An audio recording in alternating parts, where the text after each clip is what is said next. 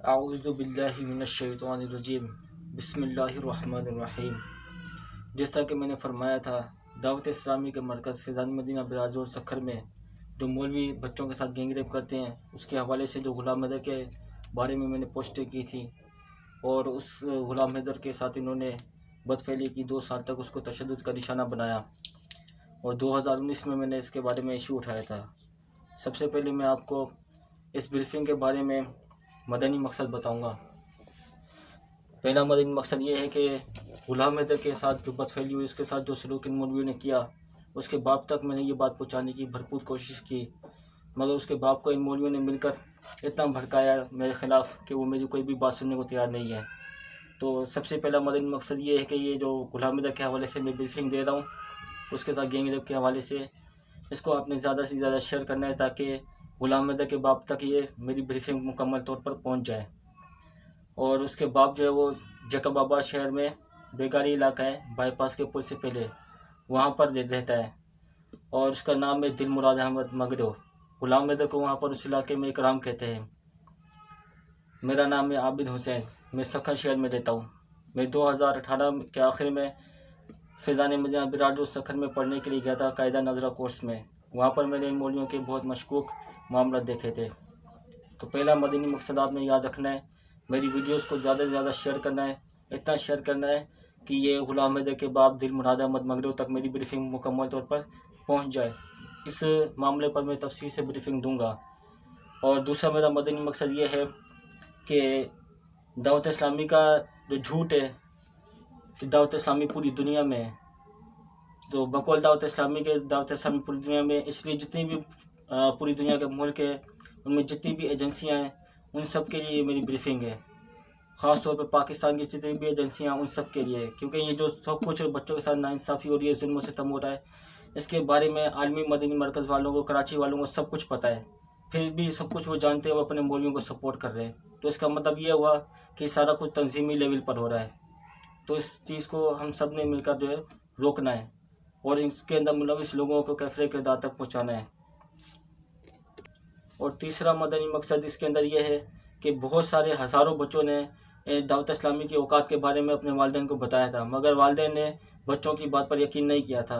तो जिन बच्चों ने अपने वालिदैन को दावत इस्लामी की औकात के बारे में बताया था, ये उन वालिदैन के लिए भी मेरी ब्रीफिंग है जिन्होंने अपने बच्चों की बात पर यकीन नहीं किया था, इन सुअर मौलवियों के ऊपर यकीन किया था, इनके ऊपर अंधा एतमाद किया था, अपने बच्चों की बात पर यकीन नहीं किया, इन मौलवियों की बात पर यकीन किया था।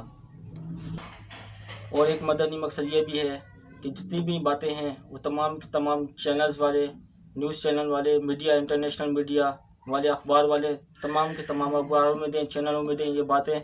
और इसके अलावा जितने भी किताबें लिखने वाले लोग हैं, कहानियाँ लिखने वाले लोग हैं, वो अपने किताबों में ये बातें लिखें और इसके ऊपर जो है ना वो गौर व फिक्र करें।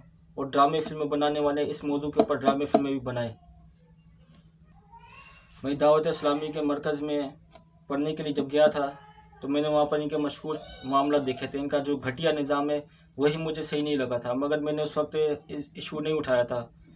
तो मैं शुरुआत यहाँ से करूँगा कि फैज़ान मदीना बिराज सखर में जो छत है सबसे ऊपर वाली, वहाँ पर ये बच्चे खेल रहे थे, सारे तालिब इल्म वहाँ पर मौजूद थे। शाम का वक्त था तो मैं भी वहाँ पर खड़ा था। एक बच्चे ने मुझे बोला कि ये उस्ताद जो हैं वो हमें खिड़कियाँ दरवाजे बंद करके मारते हैं, जब हम इनके बारे में अपने घर में शिकायत लगाते हैं तो ये हमारे माँ बाप को झूठ बोलते हैं और हम पर उल्टा इल्ज़ाम लगा के हमारे माँ बाप से हमें पिटवाते हैं और फिर हमारे माँ बाप हमें मार पीट कर यहाँ दोबारा भेज देते हैं। तो जिन्होंने मौलवियों ने जितना हमें मारा होता है, ये हमें उससे ज़्यादा फिर मारते हैं। तो उस बच्चे ने मुझे कहा कि आप मेरे वालिद साहब से बात करें, मेरे अब्बू से आप बात करें, उनको बताएं कि हमारे साथ ये सलूक हो रहा है। तो मैंने उनको कहा कि भाई जहाँ आप पढ़ते हो, जहाँ आपकी क्लासें हैं, उसके बाहर वहाँ में उन्होंने बोर्ड लगाया हुआ है कि इससे आगे जाना सख्त मना है। तो मैंने कहा कि मैं वहाँ तो जा नहीं सकता, तो वो आपको खिड़कियाँ दरवाजे बंद करके मारते, मैं वहाँ मौजूद नहीं होता, तो मैं आपका गवाह कैसे बनूंगा? और आपके वालिद साहब तो मुझे जानते भी नहीं है, तो मेरी बात पर वो कैसे यकीन करेंगे? जब आप उनके बेटे हो, उनके बेटे होने के बावजूद वो आपकी बात पर यकीन नहीं करें तो मेरी बात पर यकीन कैसे करेंगे? तो बच्चा बेचारा वो मायूस हो गया था। और यही चीज़ जो है फिर वो दूसरे तालिब इल्मों ने जाकर मौलवियों को बताई कि उस बच्चे ने इस तरह मुझसे बात की है और मैंने उसको जो ये जवाब दिया है।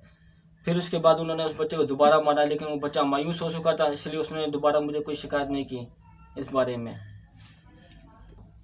उसके बाद चंद दिन गुजरे थे, तो जब इनको ये पता चला कि भाई बच्चों ने मुझे शिकायत की, और उनको मैंने सीधी बात बताई है कि क्या करना चाहिए, यानी अपने वालिदैन को बताना चाहिए, इस बात के ऊपर इन मौलवियों को आग लगी।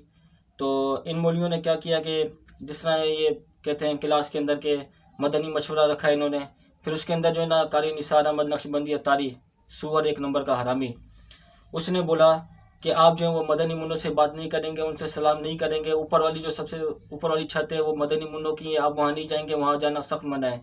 तो कोर्स के लड़कों ने पूछा कि भाई क्यों नहीं जा सकते, तो उन्होंने कहा कि मदनी मुन्ने अमरद होते हैं, उनके साथ 70 शैतान होते हैं, आप उनसे बात भी नहीं करेंगे, उनको सलाम भी नहीं करेंगे, उनकी तरफ देखेंगे भी नहीं।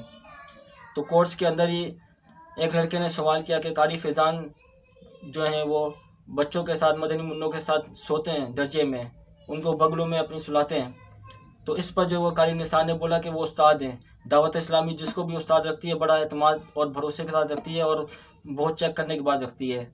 ये कारी निसार ने जवाब दिया, यानी कि मदनी मुन्ने अमरद है, उनका 70 शैतान है, और वो उन तालिब इल्मों के लिए 70 शैतान है उनके साथ जो उनको सही बात बताएं, बाकी उस्ताद जो हैं वो फरिश्ते हैं।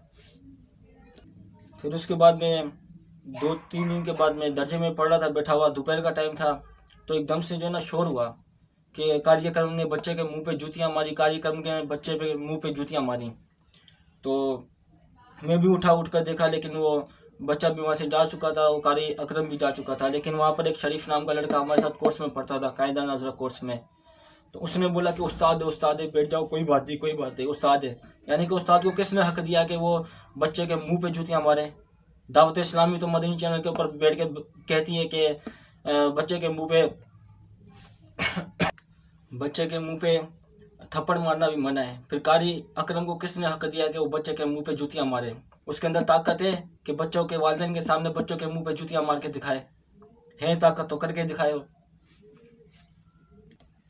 इसी पर मैं आपको ये भी बता दूं कि खिड़कियां दरवाजे बंद करके क्यों मारते हैं बच्चों को। खिड़कियां दरवाजे बंद करके मारने की वजह ये होती है कि बच्चों को ज़्यादा से ज़्यादा मारना, उनको खौफ व हरास में डालना, और उनको जहन इस तरफ मुतवज्जो करना कि उनका मदद करने वाला यहाँ कोई नहीं है। उस्तादों की हर बात उन्होंने माननी है, नहीं मानी तो उनके साथ कुछ भी हो सकता है। पूरी दावत इस्लामी के अंदर ये घटिया निज़ाम है। ये नहीं कह सकते कि सिर्फ सखर में ऐसा है, पूरी दावत इस्लामी में ऐसा है।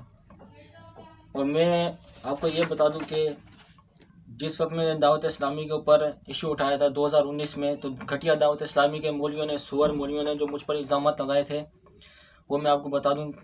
पहला इल्ज़ाम जो लगाया उन्होंने, दावत इस्लामी से हसद करता है। तो भाई हसद की जाती है किसी की शान और शौकत से, तुम्हारे पास कुछ भी नहीं है। दूसरा इल्ज़ाम लगाया उन्होंने, बद किरदार है, लड़कों के पीछे होता है, लखत लानत तुम लोगों के ऊपर। फिर तीसरा इल्ज़ाम लगाया, मदनी मुन्ने से बात करने से रोका तो इसने हम पर इल्ज़ामात लगाए। तो भाई किसी के बाप में ताकत नहीं है। कारी निसार अहमद नक्शबंदी अतारी ने जो बहस की थी वो भी मैं आपको आगे जाके बताऊंगा। और मैंने इसकी कोई वजह नहीं है जो इन्होंने बताई कि बच्चे से बात करने से रोका तो इसने हम पर इल्ज़ामात लगाए। गुलाम हैदर को ये वहाँ पे टॉर्चर करते थे, हरासमेंट करते थे, मारते पीटते थे। उसका वहाँ पे इन्होंने गैंग रेप किया था, उसकी ब्लूप्रिंट फिल्में बनाई थी उसको जो ना ब्लैकमेल करने के लिए। तो मैंने वहाँ पर उसका ये दिफा किया था। उसी के साथ सुअर मुफ्ती गुलाम मुस्तफा अतारी ने मुझ पर अफेयर का इल्ज़ाम लगाया और उसी के लिए कहा कि हमने उस मदनी मुन्ने से बात करने से रोका था, तो इसने हम पर इल्ज़ामात लगाए। चौथा, मदनी मुन्ने के साथ अफेयर है, मुफ्ती गुलाम मुस्तफा अतारी ने कहा। पाँचवा, मदारिस बंद करवाना चाहता है। तो भाई मैं मदारिस बंद करवाना नहीं चाहता। मदारिस के अंदर जो ये खुराफात हो रही है, जो मौलवी चारदीवारी के अंदर बच्चों को दीन के नाम पे घर से बुलवा कर बंद करके वहाँ पे उनको तशद्दुद का निशाना बनाते हैं, अपनी मनमानी करते हैं, उनके से हाथ पाँव दबवाते हैं कि उस्ताद की खिदमत करो जन्नत में जाओगे, और वगैरह वगैरह बहुत सारी खुराफात है।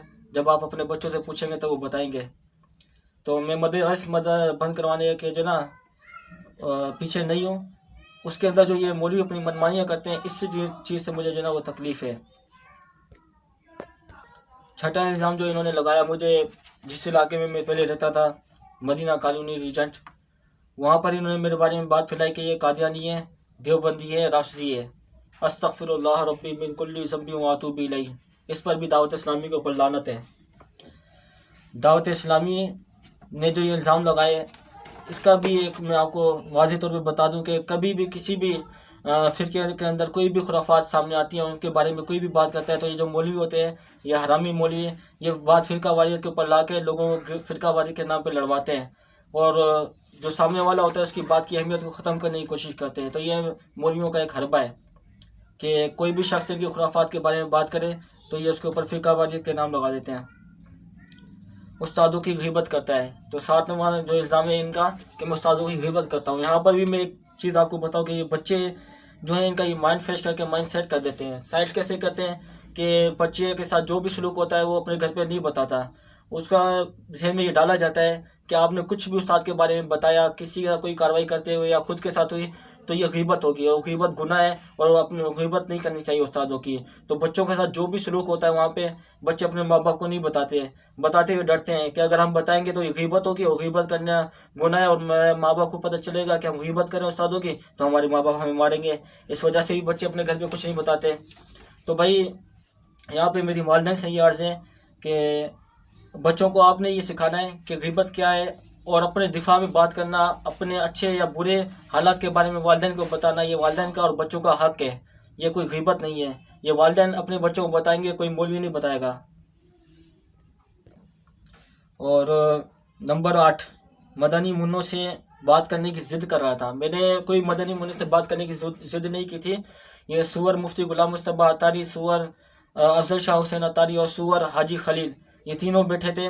तो मैंने क्या नाम इसका सूअर मुफ्ती गुलाम मुस्तफ़ा अतारी, जिसने मुझ पर तोहमत लगाई, गुलाम हैदर के साथ अफेयर का इल्ज़ाम लगाया, उसको मैंने कहा था कि जो आपने इतनी ज़्यादा प्राइवेसी रखी हुई है, बच्चों से बात करने से भी रोकते हैं, उनकी तरफ जाने से भी रोकते हैं, खिड़कियाँ दरवाजे बंद करके उस्ताद उनको मार रहे होते हैं, चाहे जितनी भी गर्मी हो दरवाजे नहीं खोलते हैं। तो मैंने कहा ये इतनी ज़्यादा प्राइवेसी ख़तरनाक है बच्चों के लिए, और बच्चों को बड़े जो तालिब इल्म है उनको और छोटे तालिब इल्मों को आपस में बात करने की इजाज़त दी जाए, क्योंकि ये प्राइवेसी का उस्ताद जो है वो गलत फ़ायदा उठा रहे हैं।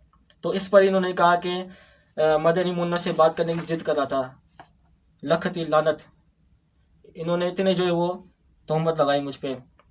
फिर ये 15 साल पुराना केस है, और इसको मालूम हुआ है हमें बदनाम कर रहा है। मैंने सक्खर में फैज़ान मदीना मरकज़ के नीचे मार्केट है, वहाँ पे दुकानों में डीजी रेंजर्स वाली और एसएसपी सक्खर वाली दरख्वास्तें बांटी थी ताकि लोगों को पता चले, क्योंकि लोग आते हैं मरकज़ के नीचे दुकानों से पूछते हैं भाई यहाँ का सिस्टम कैसा है, तो लोग तारीफ़ करते हैं, क्योंकि मस्जिद की हद में तो जो लोग देखते हैं उनको अच्छा ही माहौल नज़र आता है, लेकिन हकीकत में क्या है वो हर किसी को नहीं मालूम। वो उसको मालूम है जो वहाँ रहता है या जिनके ऊपर गुजरती है उनको पता होता है। तो मैंने जब ये दरख्वास्तें बांटी, दावत इस्लामी के मौलवियों ने, सूअर मौलवियों ने मेरे लिए झूठ बोला लोगों को कि 15 साल पहले एक बच्चे को एक उस्ताद ने ब्लैकमेल करने की कोशिश की थी, तो वो उस्ताद पकड़ा गया था, उसको हमने निकाल दिया। अब 12-15 साल पुरानी बात इसको पता चली है, तो ये जो है हमें ब्लैकमेल कर रहा है, हमें बदनाम कर रहा है। तो ये मैं आपको बता दूं, ये 2019 की बात है। इशू मैंने 2019 में उठाया था, 2019 में मैंने दरख्वास्तें बांटी थी, और गुलाम हैदर भी 2018 में वहाँ पर पढ़ने के लिए आया था। कोई 10-15 साल पुरानी बात नहीं थी। और इस वक्त जब मैं ब्रीफिंग दे रहा हूँ तो ये ब्रीफिंग दे रहा हूँ 2022 में, 2022 में ये ब्रीफिंग दे रहा हूँ। और ब्रीफिंग देने का मकसद एक ये भी है कि मैं अपना दिफा कर रहा हूँ, क्योंकि इन सूअर मौलवियों ने मुझे हर जगह बदनाम करने की भरपूर कोशिश की है। तो ये ब्रीफिंग मैं अपने दिफा में भी दे रहा हूँ, और ये मेरा हक है। नंबर 10 इल्ज़ाम जो लगाया, नंबर 10वां, इन्होंने एजेंसियों का एजेंट है। तो भाई मेरा कोई एजेंसियों के साथ कोई ताल्लुक़ नहीं है, ना मैंने किसी एजेंसी के कहने पे ये सब कुछ किया है। नंबर 11, हमें ब्लैकमेल कर रहा है। नंबर 12, मदनी मुन्नों को बदनाम कर रहा है। अब मदनी मुन्नों को हक में बात करना या उनके दिफा में बात करना उनको बदनाम करना नहीं है, या उनके वालिदैन तक उनके बारे में बात पहुँचाना कोई बदनाम करना नहीं है। जाहिर सी बात है, अगर हम उनके वालिदैन को आगाह नहीं करेंगे बच्चों के कि भाई आपके बच्चों का यहाँ सलूक क्या हो रहा है, तो फिर कौन करेगा। तो इस वजह से इन्होंने ये भी मुझ पर इल्ज़ाम लगाया कि मैं उनके बच्चों को बदनाम कर रहा हूँ, और बदनाम करने के लिए भी इन्होंने बड़ी साजिश की थी, बहुत प्लानिंग बनाई थी। ये मैं आपको आगे जाके बताऊंगा किस तरह इन्होंने किया था ये। नंबर 13, मदनी मुन्नों के बड़ों की इज्जत उछाल रहा है। तो भाई जिन बच्चों के ऊपर जुल्म होता है वो बच्चे होते हैं मजलूम, और वालिदैन भी मजलूमों की फिर लिस्ट में आते हैं, क्योंकि उनके बच्चों के साथ जुल्म होता है। तो जो मजलूम है वो कभी भी जलील नहीं होता, जलील होता है जुल्म करने वाला, जालिम जलील होता है, जालिम की कोई इज्जत नहीं रहती है, मजलूम हमेशा इज्जतदार है। अल्लाह के हुजूर मजलूम की बहुत इज्जत है, बहुत एहतराम है। और ये जो दावत इस्लामी का सुअर मौलवी है, दीन के नाम पर बच्चों को घर में मदरसे बुलवा कर उनके साथ जातियाँ करते हैं, उनकी ब्लू फिल्में बनाते हैं, उनको मारते पीटते हैं, उनको धमकी देते हैं कि तुमने अपने घर में बताया तो तुम्हारे माँ बाप को मरवा देंगे दावत इस्लामी पूरी दुनिया में। तो जलील ये है, जलील दावत इस्लामी है जो अपने इन सुअर मौलवियों को सपोर्ट कर रही है। 2019 में जब मैं अफजल शाह हुसैन अत्तारी, हाजी फजल अत्तारी और अपना ये हाजी खलील अत्तारी, इनसे जब मैं मिला था, इनसे मैंने बात की थी इस हवाले से कि भाई उस वक्त में जब इनके साथ बैठा था तो मैं बड़ी तमीज़ और अदब एहतराम से बैठा था। इनसे मैंने आप जनाब करके बात की थी इन सुअरों से। तो उस वक्त भी इन्होंने मुझ पर यह इल्ज़ाम लगाया था कि उस्तादों के साथ मुँहमारी की है और बहुत बदतमीज़ी की। अब मुँहमारी क्या की है ये भी आगे ब्रीफिंग में आपको पता चल जाएगा। और यहाँ पर जब मैं कोर्स में पढ़ रहा था तो मैं बगैर बताए वहाँ से मरकज़ से यहाँ पर जो है ना आ गया था घर, फिर मैं दोबारा गया नहीं था। तो इन्होंने जो है ना कारी निसार ने मकारी की, क्योंकि दावत इस्लामी झूठ, मकारी और बगैरती का मजमूआ है। इलियासरा मकारी को मकारी की ट्रेनिंग देता है। तो उसने मकारी करते हुए वहाँ के तालिब इल्मों से पूछा जो कोर्स में मेरे साथ पढ़ते थे, उन्होंने पूछा भाई ये इस्लामी भाई क्यों नहीं आ रहे। तो फैज़ान मदीना बिराज रोड सक्खर से लेकर वो रिजेंट में एक मस्जिद है, मोहम्मदी मस्जिद, वहाँ पे आते थे बुध वाले दिन दावत देने के लिए कि जुमेरात को इज्तिमा है। तो इस वजह से जो है ना उसने बोला कि आप जाएंगे वहाँ पे कोर्स में, कोर्स के लड़कों को बोला तो इस्लामी भाई से मुलाकात होगी तो आप उससे पूछना कि भाई ये क्यों नहीं आ रहे हैं। हालांकि मेरा मोबाइल नंबर भी इनके पास था, मेरा अब्बू का भी मोबाइल नंबर इनके पास था, जिसने मुझे वहाँ लगवाया था उसका भी मोबाइल नंबर इनके पास था। तो कारी निसार अहमद नक्शबंदी अत्तारी ने ये मकारी की कि उनको बोला, खुद भी तो फ़ोन करके पूछ सकता था ना ये क्यों नहीं आ रहे हो। तो ये हरामी ऐसे मकार हैं। तो कोर्स के लड़के ने मुझसे पूछा कि भाई आप क्यों नहीं आ रहे हो। तो मैंने उसको बोला कि निज़ाम जो है वो बेकार घटिया निज़ाम है, इसलिए मैं नहीं आ रहा हूँ, निज़ाम सही नहीं है।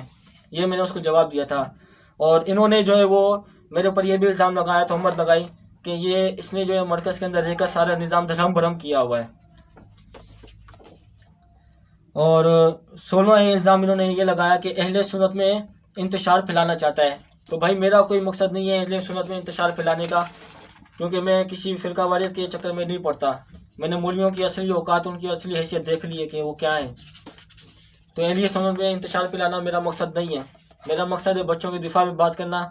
मुझ पर इल्ज़ाम लगाया गया, मुझे फंसाने की कोशिश की गई, मेरे साथ साजिश हुई और गुलाम हैदर के ऊपर जुल्म सितम इन्होंने किए।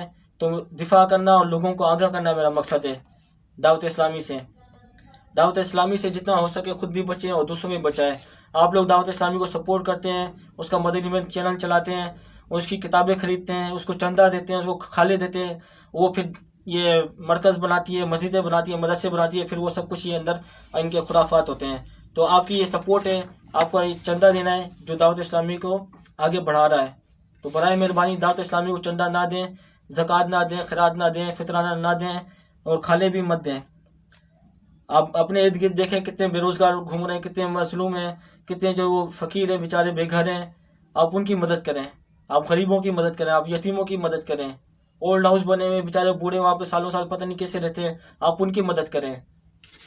और इन्होंने ये भी जाहिर करने की कोशिश की मौलवियों ने कि अगर इनके ऊपर कार्रवाई हो जाएगी, ये पकड़े जाएंगे तो मदरसा बंद हो जाएगा, तो दीन का काम कौन करेगा। तो भाईजान दुनिया में जो है ना दीन के काम के लिए कहत नहीं पड़ा मौलवियों का। दुनिया में इंसान बहुत है, मुसलमान बहुत है, मौलवी बहुत है, दिन का काम होता रहेगा। ये मर खप जाएंगे, इनके मर खपने से कोई फ़र्क नहीं पड़ता।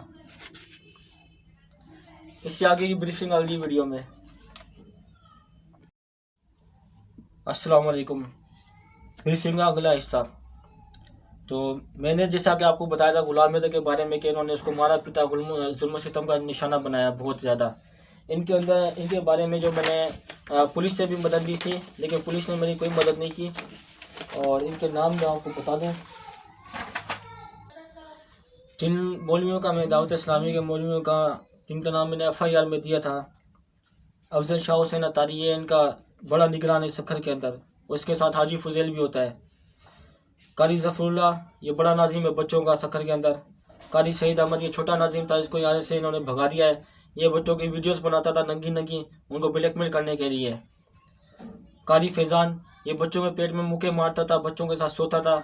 इसको एक बच्चे का मैंने हरकत करते हुए खुद अपनी आंखों से भी देखा था।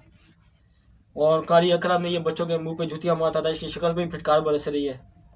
कारी निसार अहमद नक्शबंदी अत्तारी कोर्स का नाजिम था, कायदा नाजा कोर्स और मुदरिस कोर्स का, ये भी शायद यहाँ से चला गया है। ये भी एक नंबर का मक्कार और हरामी आदमी है। मुफ्ती गुलाम मुस्तफा अतारी, जिसने मुझ पर तोहमत लगाई थी, और हाजी खलील, ये हाजी खलील है, इसका तारुफ जो है वो अफजल शाह हुसैन अतारी ने करवाया था कि ये हमारे एक्सपर्ट है। ये गरीबाबाद में रहता है, सक्कर में इसकी खिलौनों की दुकान है, ये बड़ा हाजी बना हुआ है। इसकी औकात के बारे में मैं आपको आगे बताऊंगा ब्रीफिंग में। कारी काशिफ नाम है कोर्स में जो वो था, ये मीठी छुरी इस्तेमाल करता है, यानी कि कारी निसार ने जो किरदार अदा किया था वहाँ पर, वो सख्त होने का किरदार अदा किया था। और कारी काशिफ जो है मीठी छुरी बना हुआ था, यानी कारी निसार या कारी अकरम के बारे में कोई भी मसला होता था तो तालिब इल्म जाते थे कारी काशिफ के पास, फिर ये उनको बहला फुसला के घुमा फिरा के वापस करता था, और फिर जो है वो अपने जो इसके पेटी बन मौलवी हैं उनको होशियार करता था। और ये फारूक लोधड़ो ये अपने आप को बताता है कि मैं सईं कमर शरीफ वाले का मुरीद हूँ और मैं आलिम दीन हूँ, मैंने वहाँ पे आलिम कोर्स किया हुआ है। इस तरह से अपना तारुफ करवा के लोगों को मुतवज्जा करता है, और एक नंबर का झूठा और मक्कार है। ये मौलवियों के साथ मिला हुआ था, कोर्स में मेरे साथ पढ़ता था, तो मौलवियों ने इसको मेरे साथ दोस्त बना के छोड़ा हुआ था। ये मुझसे बातें लेता था, लेकर इन मौलवियों को बताता था, फारूक लोधड़ो। और ये इमरान मीरानी फ़ौजी, ये इमरान मीरानी फ़ौजी जो है वो सक्खर में रहता है, गाड़ी आता वालिस रोड में। और इसका जो मामू है वो अली असर मीरानी, ये पीपल्स पार्टी में जो है वो पीपल्स पार्टी में डिप्टी मेयर रह चुका है ये। तो ये सुअर लोग हैं जिनके बारे में मैंने FIR कटवाई थी, इनके नाम मैंने FIR में दिए थे। अब इंशाअल्लाह अज़ीज़ मैं आपको आगे बताऊंगा कि इन्होंने क्या क्या किया और वहाँ पे क्या मामला मेरे सामने आए थे, मैंने क्या देखा, क्या इनकी मशकूक चीज़ें थी, सारी चीज़ें मैं आपके सामने रखूँगा। इससे आगे की ब्रीफिंग अगली वीडियो में। रहमान रहीम, अस्सलाम वालेकुम। ब्रीफिंग का तीसरा हिस्सा, जैसा कि मैंने फरमाया था कि मैं इनके बारे में मुकम्मल ब्रीफिंग दूंगा।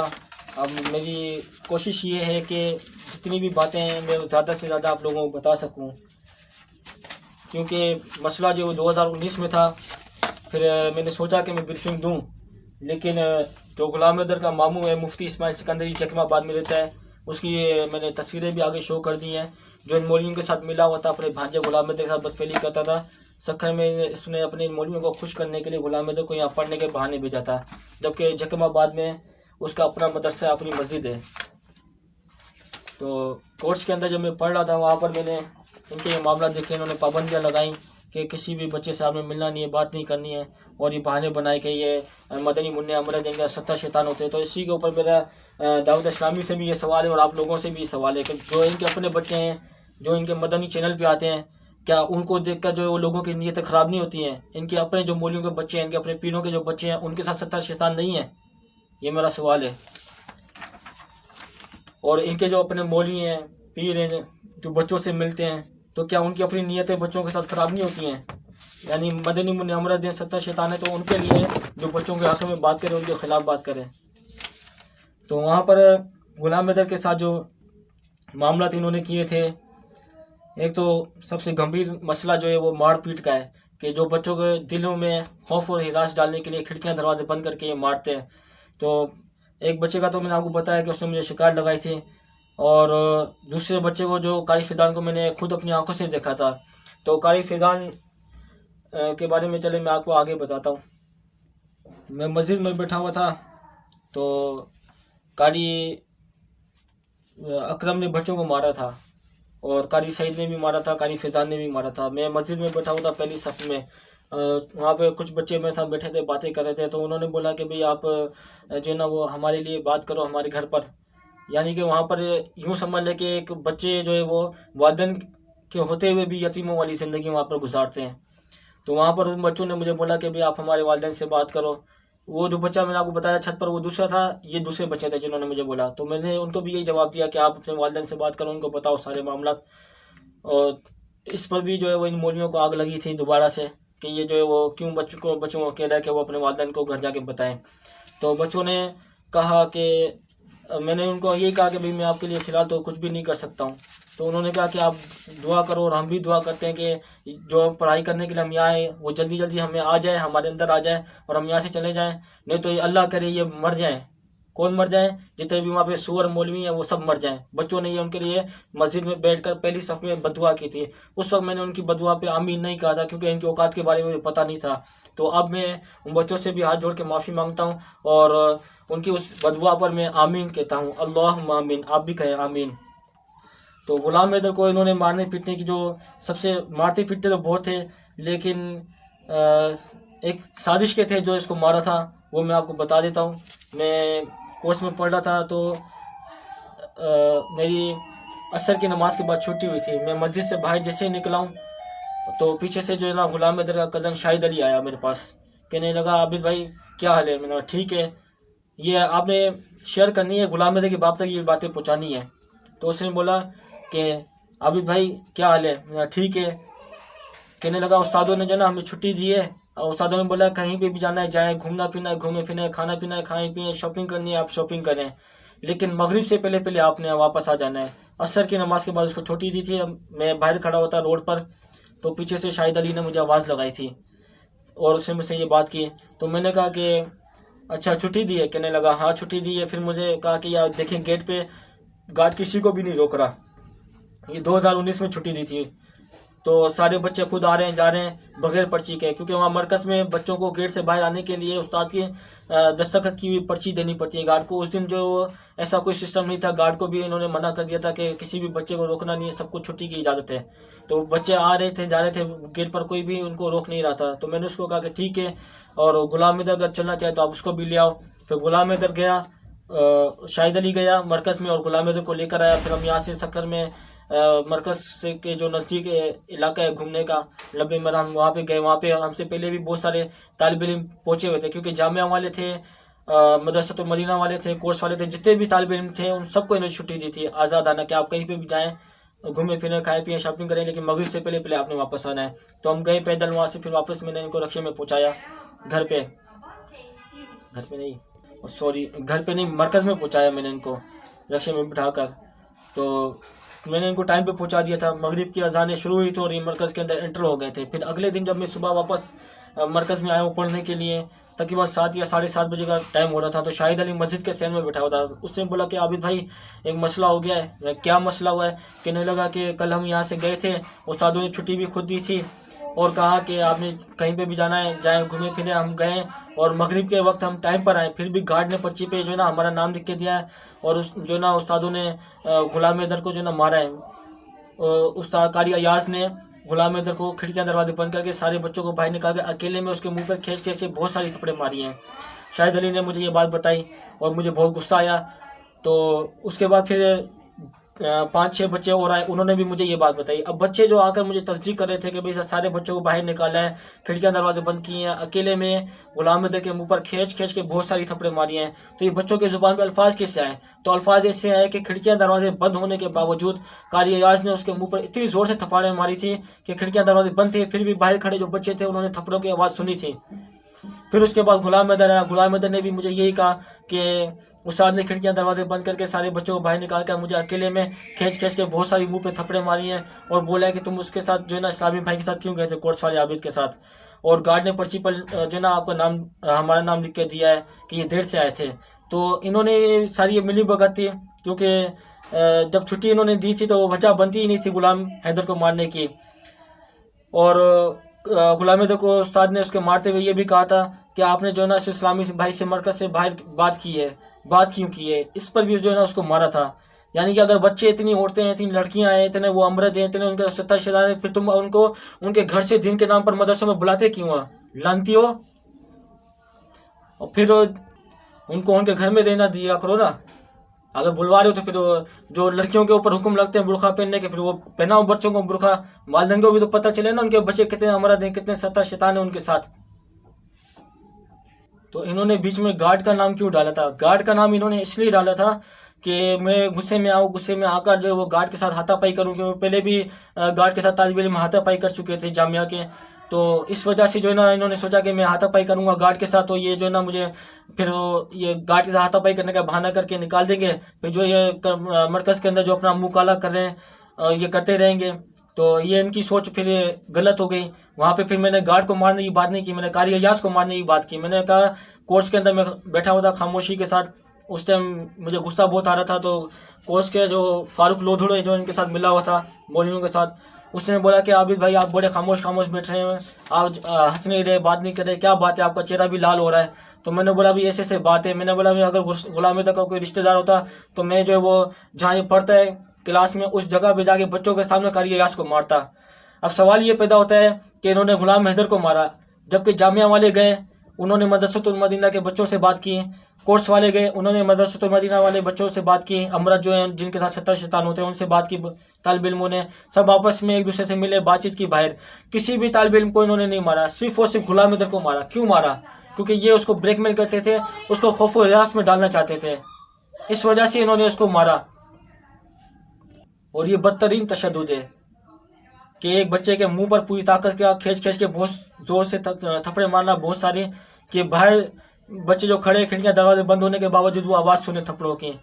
फिर इसी के ऊपर मैंने ये सवाल भी उठाया कि अगर गुलाम हैदर का कसूर था, शाहिद अली को क्यों नहीं मारा, मुझे क्यों नहीं मारा? मैं भी तो गया था ना, इनके बाप दादाओं में ताकत है तो मुझे हाथ लगाएं, मैं बताऊंगा थप्पड़े कैसे मारते हैं। जो बच्चे 8-10 साल के हैं, 15 साल के, जिनके अंदर ताकत नहीं है जिस्मों के अंदर, तुम उनको मारते हो। तुम आओ ना, ताकत है तो मुझे हाथ लगाओ, मैं तुम्हें बताऊंगा मारते कैसे। और ये कारी अयाज जो है गुलाम हैदर का उस्ताद जिसने उसको मारा था, ये भी जो है ना मरकज़ के अंदर मीठी छुरी के जो ना सिमरे मारता है, वहाँ पे ये बहुत मशहूर है कि ये बहुत अच्छा उस्ताद है, बहुत नरम उस्ताद है, बच्चों को बहुत कम मारता है। ये सिर्फ कहानी है ऊपर की कहने की, ऐसा कुछ भी नहीं है। ये सब के सब आपस में मिले हुए हैं। इससे आगे की ब्रीफिंग अगली वीडियो में। अस्सलाम वालेकुम। ब्रीफिंग का चौथा हिस्सा। अफजल शाह हुसैन अत्तारी जो यहाँ का निगरानी मैं आपको पहले बता चुका हूँ, और इसके अलावा इन्होंने जो मदरसतुल मदीना के जो तालिब इल्म हैं उनकी तरफ जो बोर्ड लगाए हुए कि इससे आगे जाना सख्त मना है, तो वहाँ पर जो ये मैंने इस पर भी अफजल शाह हुसैन अत्तारी को कहा था कि ये चीज़ जो है वो आप ख़त्म करें। जब एक तालिब इल्म बड़ा या छोटा एक ही मदरसे में रह रहे हैं, पढ़ रहे हैं, तो फिर जो बड़े तालिब इल्म हैं उनको उस तरफ जाने की इजाज़त क्यों नहीं दी जाती है? तो उसने आगे से जवाब यही कहा था कि मदनी मुन्ने अमराद 70 शैतान है उनके साथ। यहाँ पर मैं आपको शाहिद अली की एक बात भी बता देता हूँ। ये भी शाहिद अली भी जो है वो गुलाम हैदर का कज़न इन मौलवियों के साथ मिला होता, गुलाम हैदर से हसद करता था। तो शाहिद अली के साथ इन्होंने मिलकर एक प्लानिंग बनाई मौलवियों ने, शाहिद अली को इसके अंदर उन्होंने शामिल किया। शाहिद अली गया था अपने घर पे छुट्टी पर, तो उसके बाद वो वापस आया, तो घर पे जाने से पहले ये बच्चों को जो ना तालिब इल्मों को जो पढ़ते हैं वहाँ पे उनको ये रसीदें देते हैं, बुक होती हैं चंदे की, कि आप जो है ना चंदा लेकर आएंगे और इतना इतना लेकर आएंगे। टारगेट भी देते हैं। टारगेट की हकीकत क्या है?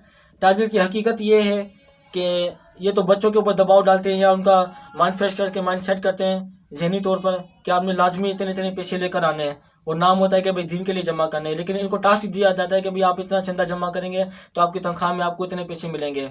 तो इस वजह से जो है ना ये बच्चों को दबाव डालते हैं कि आप लेकर आएँ, चंदा लेकर आएँ।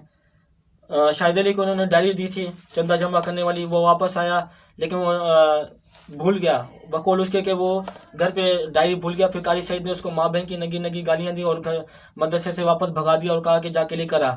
उसके बाद शाहिद अली अपने घर नहीं गया। उसके वालिद साहब ने मुझे कॉल की, क्योंकि मैं गुलाम हैदर को और शाहिद अली को अपना फ़ोन देता था, मोबाइल फ़ोन, और ये अपने घर पे बात करते थे। तो दावत इस्लामी के जो सुअर मौलवी है, ये बच्चों को अपने घर पे बात भी नहीं करने देते। क्यों नहीं करने देते? क्योंकि ये मेरे सामने कारी गुलाम रसूल ने कहा था, सुअर गुलाम रसूल ने, कारी गुलाम रसूल ने कहा था कि शाहिद अली के बाप को कि भाई बच्चे अपने घर पे बात करेंगे तो बच्चों ध्यान घर की तरफ रहेगा, उनकी पढ़ाई डिस्टर्ब होगी, इसलिए जो है वो हम बच्चों को आपसे फ़ोन पे बात नहीं करवाते। तो शाहिद अली चला गया। उसके बाप ने मुझसे फ़ोन किया, भाई कब आया था, कब गया? मैंने बोला इतना टाइम हो गया। उसने बोला घर तो नहीं पहुंचा। उसका बाप परेशान हो गया। उसको वो ढूंढ रहे थे, ढूंढते ढूंढते पता चला कि सही वो पीर पगारा के मदरसे में, पीर जो गोट में चला गया है, वहाँ पर वो नज़र आया है एक तालिब इल्म को। फिर वहाँ से फिर उसके बाप ने उसको लेके अपने घर पहुँच गया। फिर अगले दिन जब उसका बाप मदरसे में आया तो कारी गुलाम रसूल ने वही बात की कि हम आपकी बच्चों से इसलिए बात नहीं कराते कि उनकी पढ़ाई डिस्टर्ब होगी, उनका ध्यान जो वो घर की तरफ जाएगा।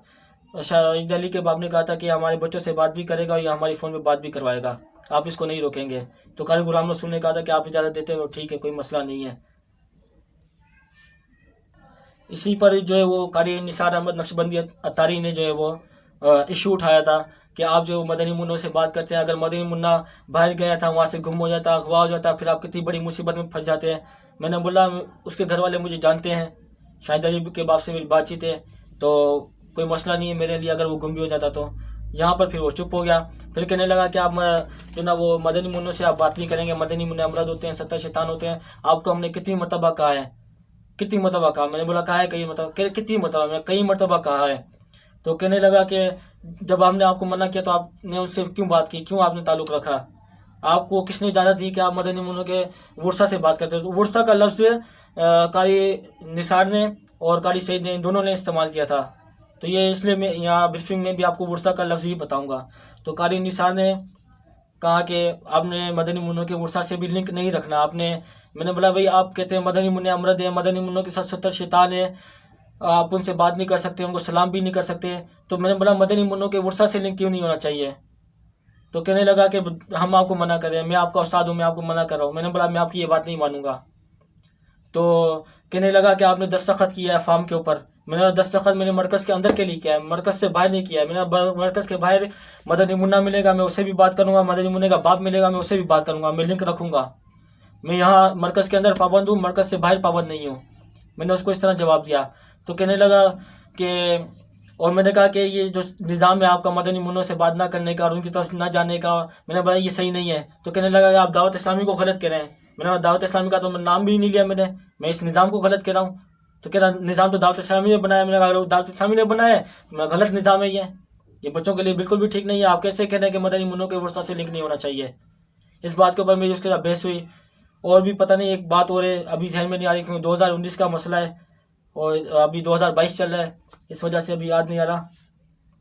फिर उसके बाद जो इन्होंने तालिब इल्मों के ऊपर और ज़्यादा सख्ती बढ़ा दी और पढ़ाई के अंदर जो है वो हमें लगाए रखने कोशिश की कि थोड़ा सा भी हमें टाइम ना मिले किसी भी मामले के ऊपर नज़र रखने के लिए या किसी भी चीज़ की तरफ पहुँचने के लिए। और बच्चों को ये मारते हैं खिड़की अंदर दरवाजे बंद करके, ये सब के साथ होता है। वहाँ पर हर बच्चे का ऐसा होता है, क्योंकि मैंने आपको बताया गुलाम अहमद को इन्होंने किस तरह बहाना बनाकर उसको थप्पड़े मारी।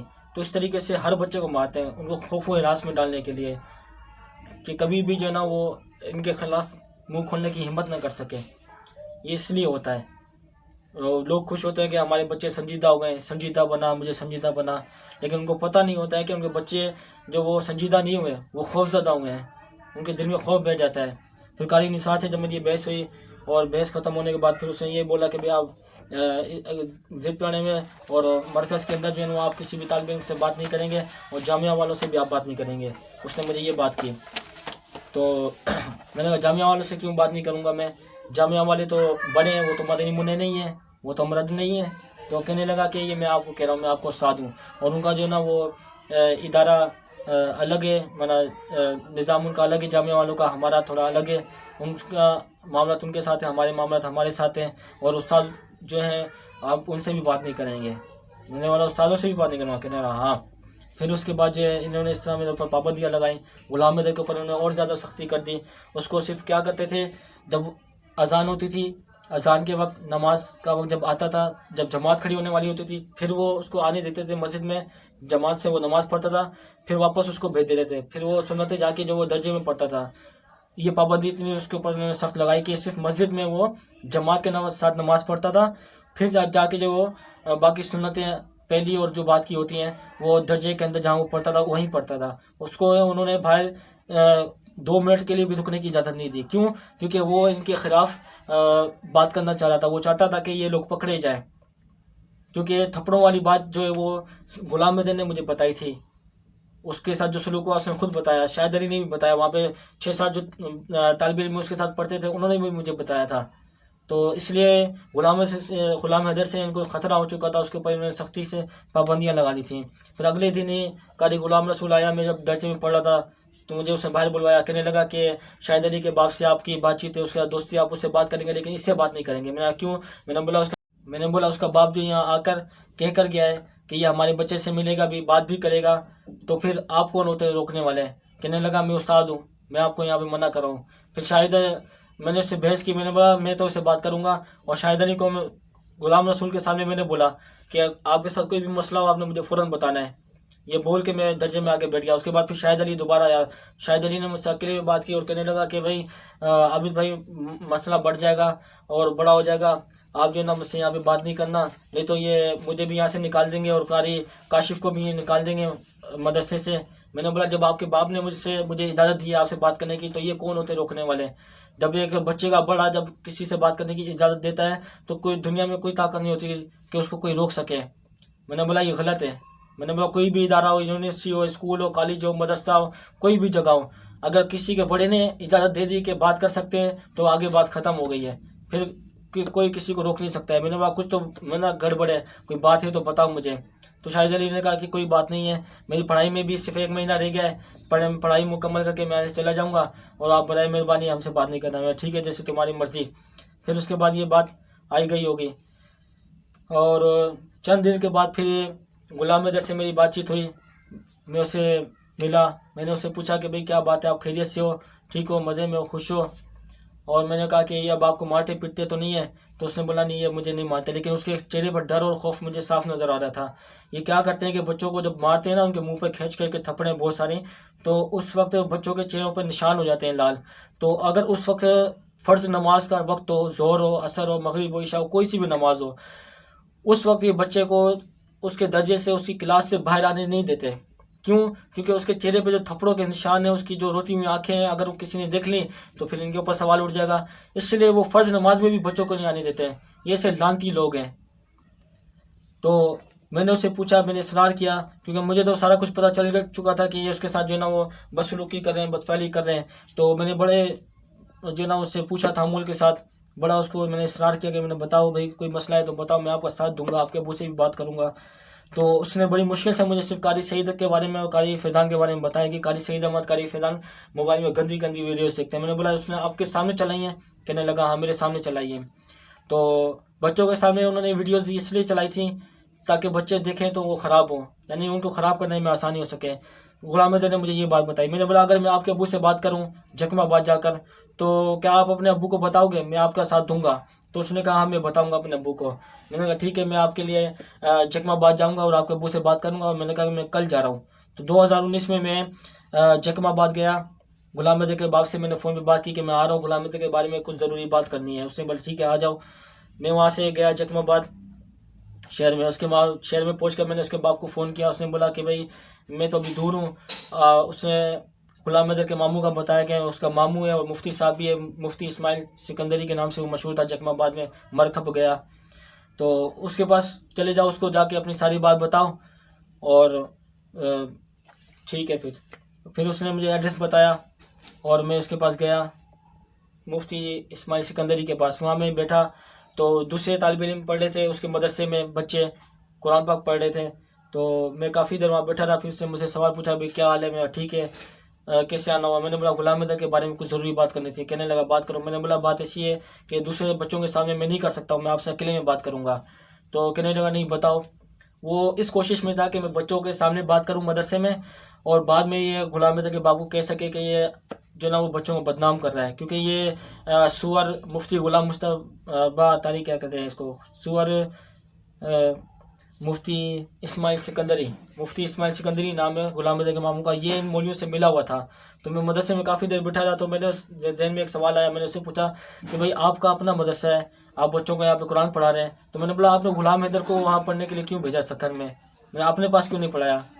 तो उसने बोला कि भाई या उसको तलफ़ुज़ के लिए जो ना वहाँ पे भेजा है कि उसका तलफ़ुज़ सही हो जाए। तो मैंने उसको यहाँ जो ना उसकी बात में पकड़ लिया था।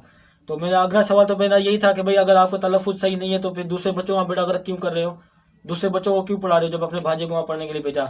जवाब आगे ये था लेकिन मैंने उसको दिया नहीं थी, क्योंकि मैं वहाँ पे ऐसे कोई लड़ाई झगड़े के इरादे से नहीं गया था।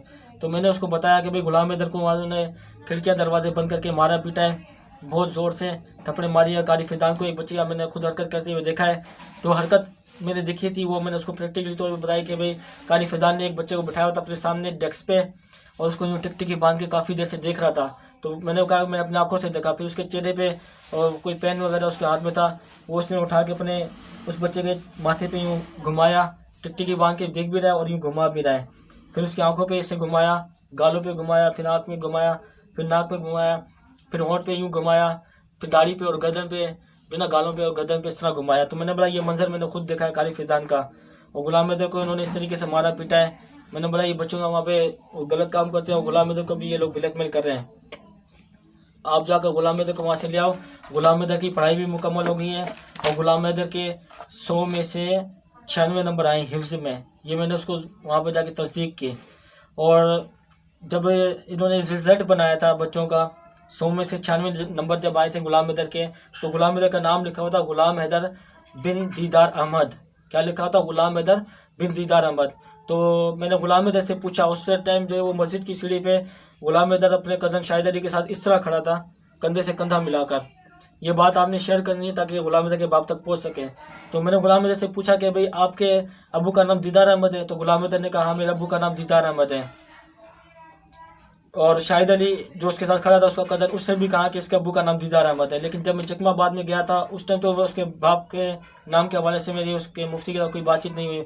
उसको मैंने सारी बातें बताई, खिड़कियाँ दरवाजे बंद करके मारने की बात बताई, इल्ज़ाम लगाने की बात बताई। जो शाहिद अली के साथ मेरी बात हुई वो मैंने उसके मामू को बताई। तो उसके मामू ने मुझे जो ना वो एक आम तालिब इल्म समझा, गैर तजुर्बेकार बंदा समझा। तो उसने बोला कि भाई ये लोग जो ना किसी भी बच्चे को थप्पड़ मार कर खड़ा कर देंगे और वो बच्चे कहेगा कि इसने मेरे साथ हरकत की है, या आपको पुलिस के झूठे केस में फंसा देंगे। आपका फ़र्ज़ था हमें बताना और आपने बता दिया, अब आपका काम ख़त्म और आप गुलाम हैदर से बात नहीं करना। मैं ठीक है, मैं गुलाम हैदर के अबू साहब मिलवा मुझे। तो कहने लगा कि वो तो अब नहीं है। मैंने बोला मैं उनसे मिलूँगा, मिल के फिर मैं जाऊँगा उनसे कुछ बात करके। कहने लगा मुझे बताना और उनको बताना एक ही बात है। और उसने मुझे यकीन दहानी कराई थी मुफ्ती इस्माइल सिकंदरी ने, सूअर मुफ्ती इस्माइल सिकंदरी ने, गुलाम हैदर के मामू ने यकीन दहानी कराई थी कि मैं सक्खर जाऊंगा और जाकर गुलाम हैदर को उसके सामान के साथ मैं वापस लेकर आऊँगा। तो ये बात करके मैं वापस आ गया। गुलाम हैदर का मामू जो है उसने यकीन दहानी कराने के बाद भी गुलाम हैदर को लेने नहीं आया। 2 दिन की उसकी गुलाम हैदर की इत्तेफाक से छुट्टी, गुलाम हैदर अपने घर गया। घर से जब वापस मरकज़ में आया, मगरिब का टाइम था, मगरिब की नमाज़ पढ़ी तो फ़ारूक लोधड़ो ने मुझे फ़ोन किया, जो उनके साथ मिला हुआ था, जो अपने आप को आलिम दीन कहता है, लानती आदमी। तो उसने बोला कि गुलाम हैदर यहाँ पे आ गया है, यहाँ मगरिब की नमाज़ पढ़ी है, मैंने उसको खुद देखा। मैंने बोला वो ये यहाँ क्या कर रहा है? और फ़ारूक लोधड़ो को भी मैं बता कर गया था कि मैं जकमाबाद जाऊँगा। और जकमाबाद जाने से पहले ये सूअर क्या नाम है इसका, अफजल शाह हुसैन अतारी, इससे मेरी बात हुई थी फ़ोन पर 1 घंटा। मैंने उसको बहुत सारे छोटे बड़े सब मामला बताए थे फ़ोन के ऊपर कि मरकज़ के अंदर क्या चल रहा है। तो उसने बोला था कि आप जाएं, आप जाके मिलें, उसके वालिद साहब से बात करें। मुझसे गलती हुई कि मैंने हरामी को और फ़ारूक लोधड़ो को बता दिया कि मैं जाऊंगा। मैं बगैर बताया अचानक डायरेक्ट उसके बाप तक पहुंचता, मैं उसके मामू के पास भी नहीं जाता। तो ये ब्रीफिंग वालिदैन के लिए भी है कि वो ऐसी गलतियां ना करें जैसी गुलाम हैदर के बाप ने की हैं।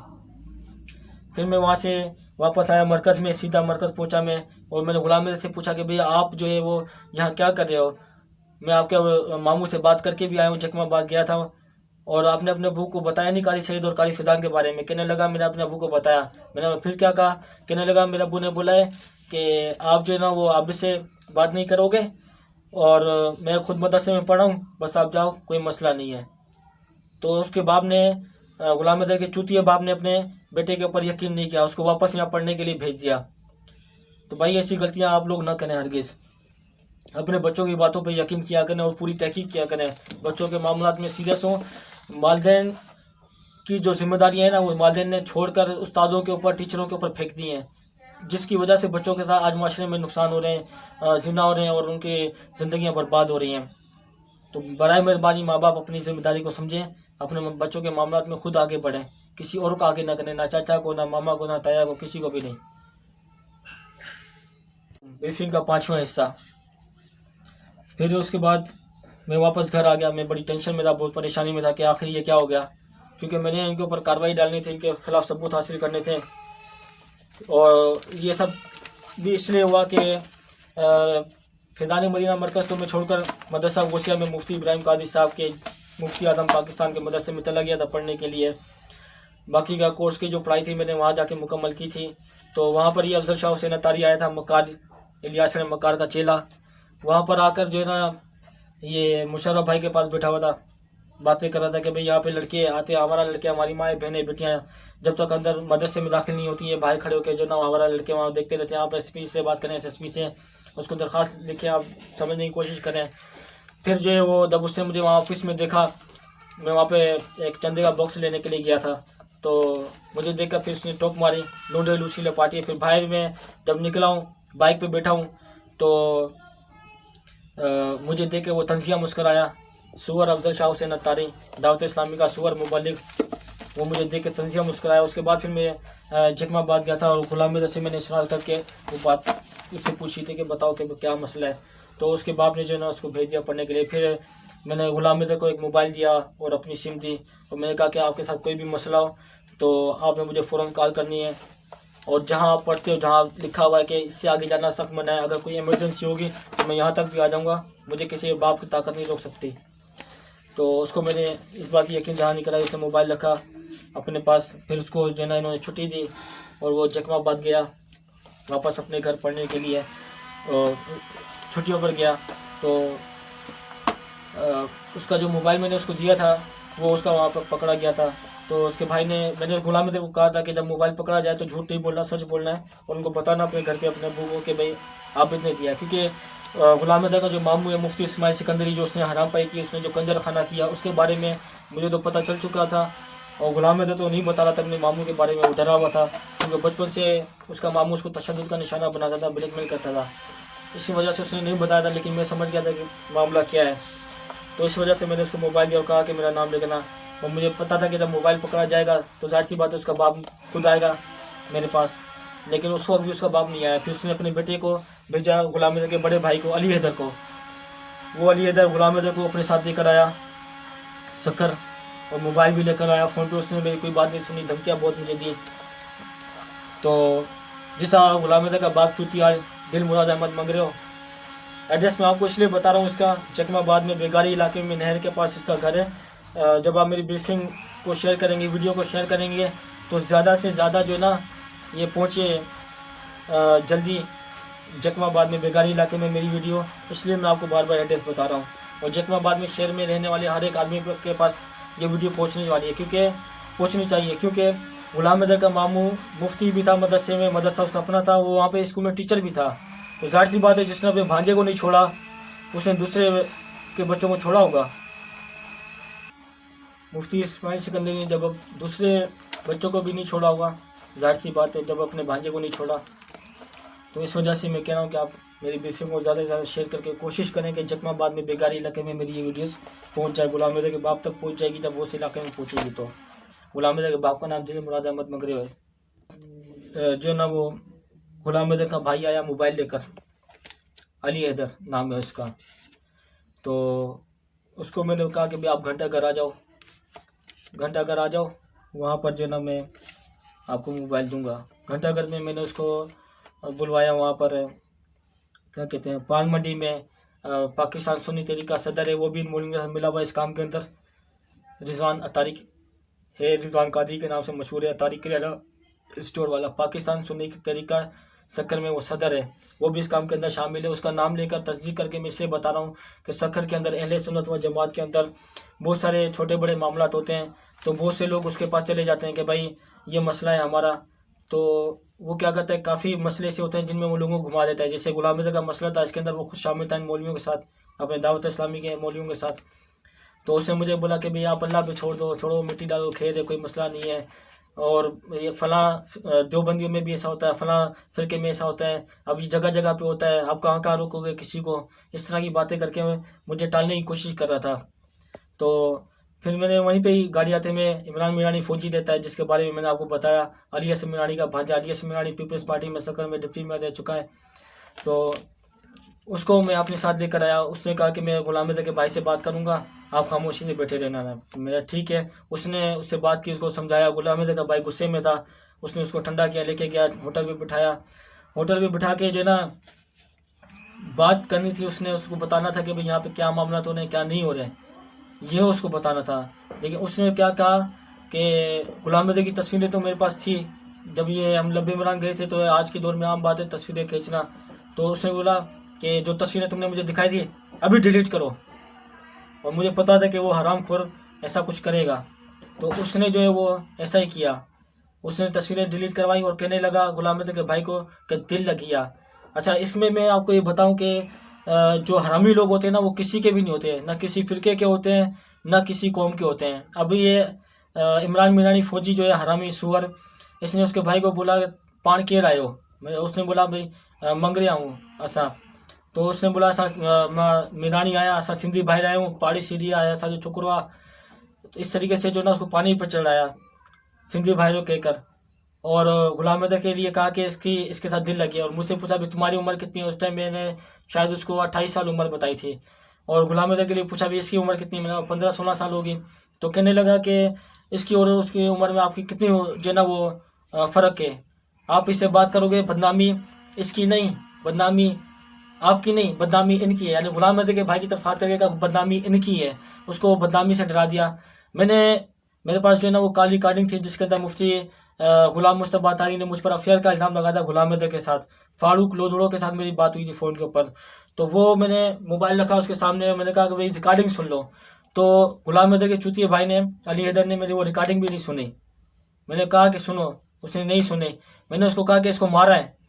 तो गुलाम हैदर के भाई ने बोला कोई मसला नहीं है, क्योंकि गुलाम हैदर को मारने की पूरी जो बात थी वो मुफ्ती इस्माइल सिकंदरी ने गुलाम हैदर के भाई को नहीं बताई थी, उसके बाप को नहीं बताई थी। तो उसके भाई ने बोला कोई मसला नहीं है।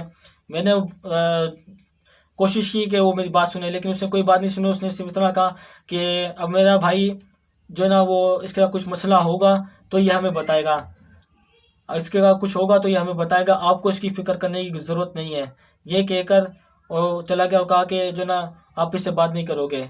अब ये एक नंबर के चूती है अली हैदर और उसका बाप दिलमुराद अहमद मगर गुलाम हैदर का बाप। जब गुलाम हैदर ने तुम लोगों को बताया कि कारी शहीद अहमद, कारी फैजान मोबाइल में गंदी गंदी वीडियोस देखते हैं, मैं इस बात के लिए जख्माबाद इतनी दूर गया मिलने के लिए, बात करने के लिए कि तुमने उसके बात पे, पहली बात पे यकीन नहीं किया, मेरी बात पे यकीन नहीं किया, तो वो आगे क्या बताएगा तुम्हें? खाक बताएगा कि उसके साथ क्या हो रहा है क्या नहीं हो रहा। इसके बाद कुछ होगा तो बताएगा हमें।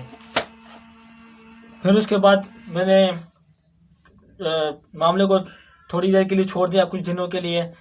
और फिर मैं वहाँ पे मरकज़ के भाई रोड पे चक्कर लगाता था, क्योंकि तालिब इल्मों की असर के बाद छुट्टी होती है तो मेरी उनसे मुलाकात होती थी। फिर शाहिद अली मुझे मिला और उसने मुझे बोला कि भाई गुलाम हैदर के बाप ने बोला है कि जो ना मैं कराची जाऊँगा और गुलाम हैदर के बारे में इन मौलवियों की शिकायत लेकर वहाँ जाके बात करूँगा। तो वो गुलाम हैदर का अबू जो है ना इन मौलवियों के ऊपर बहुत गुस्से में है, और ये शाहिद अली ने उन मौलवियों के कहने पे बात की थी ताकि मैं जो ठंडा हो जाऊँ, इस मामले को छोड़ दूँ। लेकिन मैं मजबूर इस वजह से था कि उसका बाप और उसका भाई मेरी कोई बात सुन नहीं रहे थे, मामू उनके साथ मिला हुआ था। अब मौलवियों के बारे में तो मैंने तस्दीक की थी, लेकिन उसके मामू के बारे में मैं कैसे बात करूँ? जब बंदा कोई पूरी बात सुनेगा तो फिर जो खतरनाक बात है मामू वाली वो बात समझ में आएगी। जब कोई सुन ही नहीं रहा तो डायरेक्ट मैं उसको कैसे बताऊँ उसके बाप को या भाई को कि उसका मामू भी इनके साथ मिला हुआ है, मुफ्ती इस्माइल सिकंदरी हरामी मर खप गया। तो इस वजह से जो है मैं खामोश रहा काफ़ी अर्से तक। फिर दोबारा मैंने कोशिश की कि इनके ऊपर कार्रवाई हो, कुछ हो। तो इनके ऊपर कार्रवाई करने के लिए मैं पुलिस के पास गया। अब पुलिस के पास जब मैं गया हूँ, पुलिस को मैंने दरख्वास्त लिखी है और सिटीजन पोर्टल पे मैंने दरख्वास्त डाली है।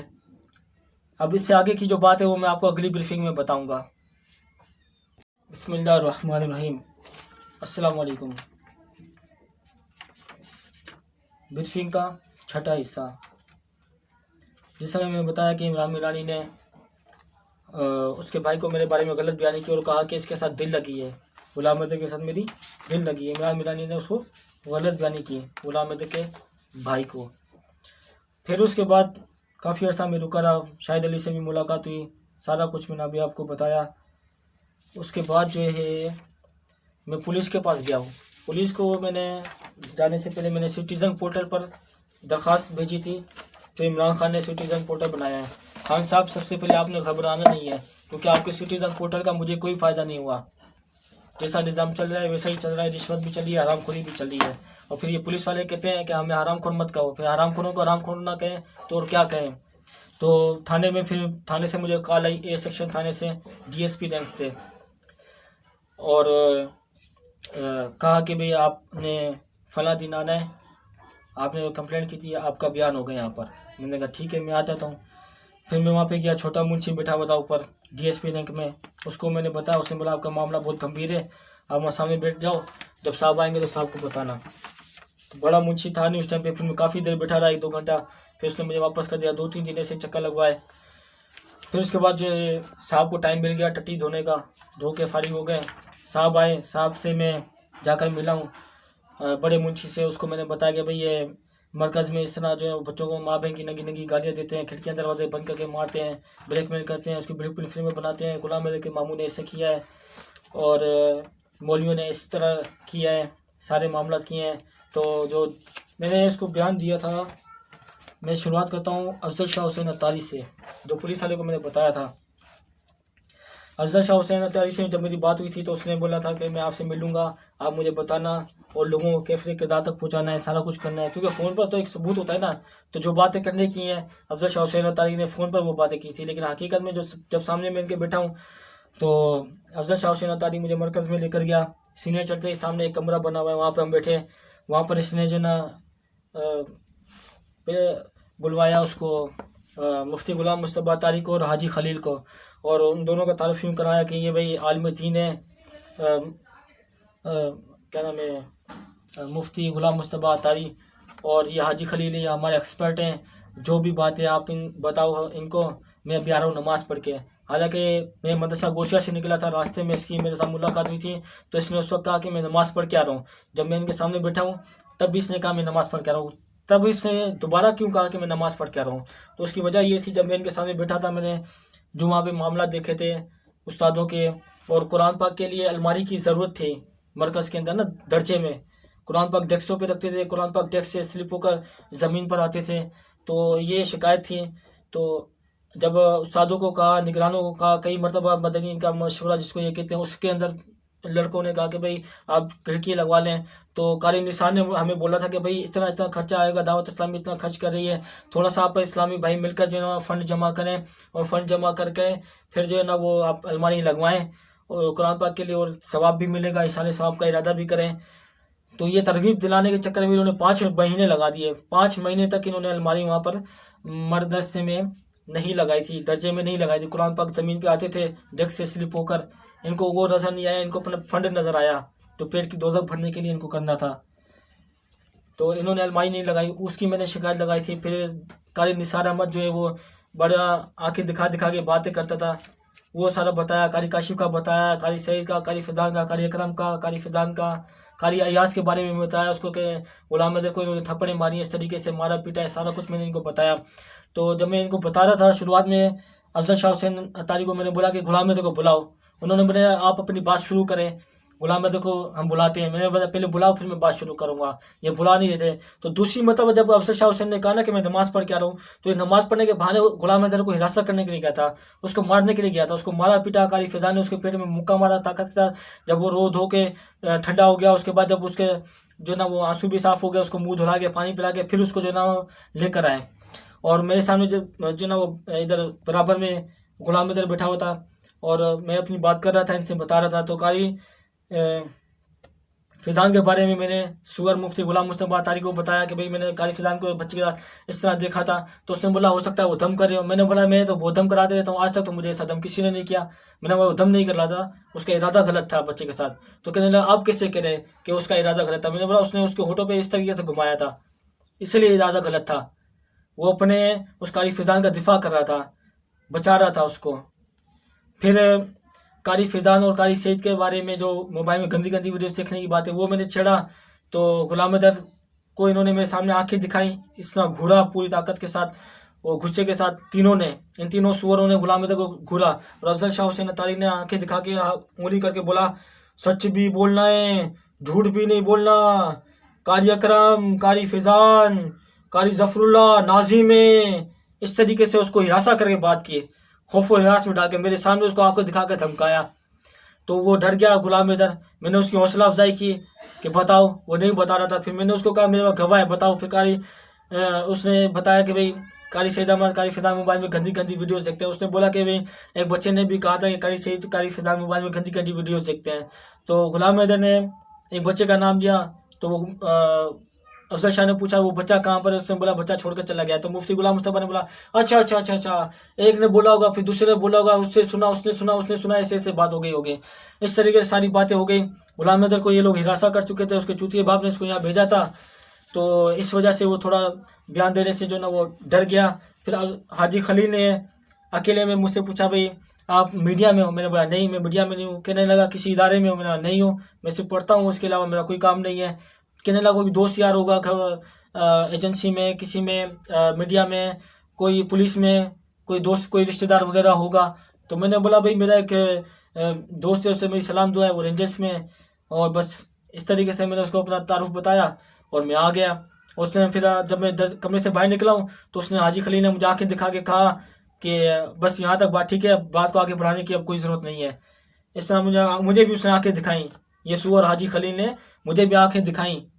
ये गरीबाबाद में होता है, गरीबाबाद में खिलौनों की दुकान है, वहाँ पर ये काम करता है। उसी बराबर में गली के अंदर इसका घर है हाजी खलील का। तो उसके बाद फिर मैं चला गया। इस तरह ये ऐसे हरामी है दावत इस्लामी के सुअर मौलवी। दावत इस्लामी जो है वो झूठ मकारी और बेगैरती का मजमुआ है, और ये दावत इस्लामी दज्जाली एजेंडे पर काम कर रही है। इसके ऊपर भी मैं अगली ब्रीफिंग में तफसील के साथ बात करूंगा। उसके अंदर मैं आपको ठोस सबूत भी दिखाऊंगा और ठोस दलाइल भी मैं पेश करूंगा दावत इस्लामी के बारे में। ये ऊपर से जो बनते हैं ना मीठे मीठे इस्लामी भाई, ये कोई मीठे मीठे नहीं है, ये अंदर से जहरीले हैं। तो ये हाजी खलील की ये औकात है, बच्चे को आके दिखा के शेर बन रहा था। तो पुलिस वाले को मैंने ये सारा जो ना वो अपना बयान बताया। तो पुलिस वाले ने बोला कि भाई ये पूरा टोला है, आप अकेले हैं, या आपको तंग कर देंगे, आप क्या चाहते हैं? मैंने पुलिस वाले को बोला भाई आप गुलाम हैदर के बाप को बुलवाओ, उसको मेरे सामने बिठाओ, मैं उसको अपनी जुबानी सारी बात बताऊंगा कि क्या मसला है क्या नहीं है। तो पुलिस वाले ने मेरी हौसला अफजाई करने के बजाय पहले तो हौसला शिकनी कर चुका था, फिर दोबारा हौसला शिकनी करने की कोशिश की उसने बोला गुलाम हैदर का बाप जो है वो आपको गालियाँ देगा, आपके ऊपर हाथ उठाएगा। मैंने बोला बुलाएं आप उसको, गालियाँ देगा उठाएगा, बुलाएं आप उसको थाने में। तो कहने लगा ठीक है हम उसको रोकेंगे हाथ उठाने देने से, लेकिन बाहर अगर वो आपको मारता पीटता है, आपको टारगेट किलिंग करता है, कुछ भी करता है, हम जिम्मेदार नहीं होंगे। मैंने बोला बुलाओ उसके बाप को, मैं बताऊंगा उसको अपनी जुबानी सारी बात। ये जो हरामखोर पुलिस वाले हैं इनकी औकात में बता रहा हूँ। फिर पाकिस्तानी पुलिस कहती है कि आप हमें हरामखोर क्यों कहते हैं? जो हराम खाता है, जो हराम कमाता है, जो अपने बीवी बच्चों को हराम खिलाता है, उसके बच्चे भी हरामी होते हैं। तो पुलिस वाले ने फिर उसके मुझे टाइम दिया कि आप 21 तारीख को आना, पीर वाले दिन। अब महीना कौन सा था ये मुझे याद नहीं है, सन 2019 था। फिर मैं गया, मेरे को इन्होंने 2 घंटे बिठा कर रखा, काफ़ी देर बिठा के रखा इन्होंने। मैं गया वहाँ पर, और जब मैं कमरे में गया हूँ तो कमरे में मुझे इतर लगा हुआ था। तो छोटे मुंशी ने बोला भाई हमारे सर में दर्द हो रहा है, अभी साहब हमारे अब बाहर जाके बैठे हैं, हमें तेज़ खुशबू बर्दाश्त नहीं है। मैंने बोला ठीक है, मैं बाहर जाके बैठा, 2 घंटे तक मैं बैठा रहा। उसके बाद जो है वो छोटा मुंशी बाहर आया, कहने लगा कि बच्चे के बाप से मिलना न मिलना, कैसे मिलना है कैसे नहीं मिलना वो आपका मसला है, हमें अपने तरीके से इंक्वायरी करने दें, हम आपकी रिपोर्ट बनाकर ऊपर भेज देंगे। ये हरामखोर पुलिस वालों ने मुझे बोला ए सेक्शन थाने के। इससे आगे की ब्रीफिंग अगली वीडियो में मैं आपको बताऊंगा कि पुलिस ने इस मामले के हवाले से जो झूठी रिपोर्ट बनाई है वो क्या बनाई है। रहमानिर्रहीम, अस्सलाम वालेकुम। जैसा कि मैंने फरमाया था कि मैं आपको बताऊंगा कि पुलिस ने क्या रिपोर्ट बनाई थी, लेकिन उससे पहले मेरे जहन में एक बहुत हसास जो चीज़ मैंने देखी थी गुलाम हैदर के हवाले से, वो भी मेरे जहन में अभी आ गई है। तो मैं आपको बता देता हूँ कि क्या है।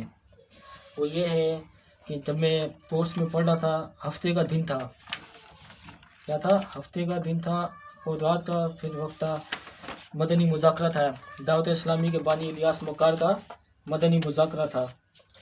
उस रात को इन्होंने, जब गुलाम हैदर ने इन मौलवियों के खिलाफ बयान दिया था और वो वापस सत्तर उसके बाद में भेज दिया था, तो इन्होंने उसको सज़ा क्या दी थी, ये इंतहाई ज़रूरी बात बतानी है आपको। उसको दावत इस्लामी के सुअर मौलवियों ने सज़ा ये दी थी कि दावत इस्लामी के बानी इलियास मकार का मदनी मुज़ाकरा था। उसके अंदर मस्जिद के, गर्मियों का मौसम था, मस्जिद के सहन में जो है वो मदनी मुज़ाकरा चल रहा था। मदनी मुज़ाकरे में सब लोग बैठे हुए थे, तालिब इल्म बैठे हुए थे। तालिब इल्मों की तादाद जो है मदरसतुल मदीना वालों की कम थी, थोड़े थे थोड़े नहीं थे, और जामिया वाले भी सहन में थे, कोर्स वाले भी थे। तो मैंने चारों तरफ देखा, तो ये दावत इस्लामी के जो सुअर मौलवी ना सखर के अंदर जब मदनी मुज़ाकरा चलता है तो चारों तरफ से बैठ जाते हैं घेरा लगाकर, और वहाँ पर तालिब इल्मों को गर्दन हिलाने की भी इजाज़त नहीं देते कि गर्दन क्यों हिलाई है।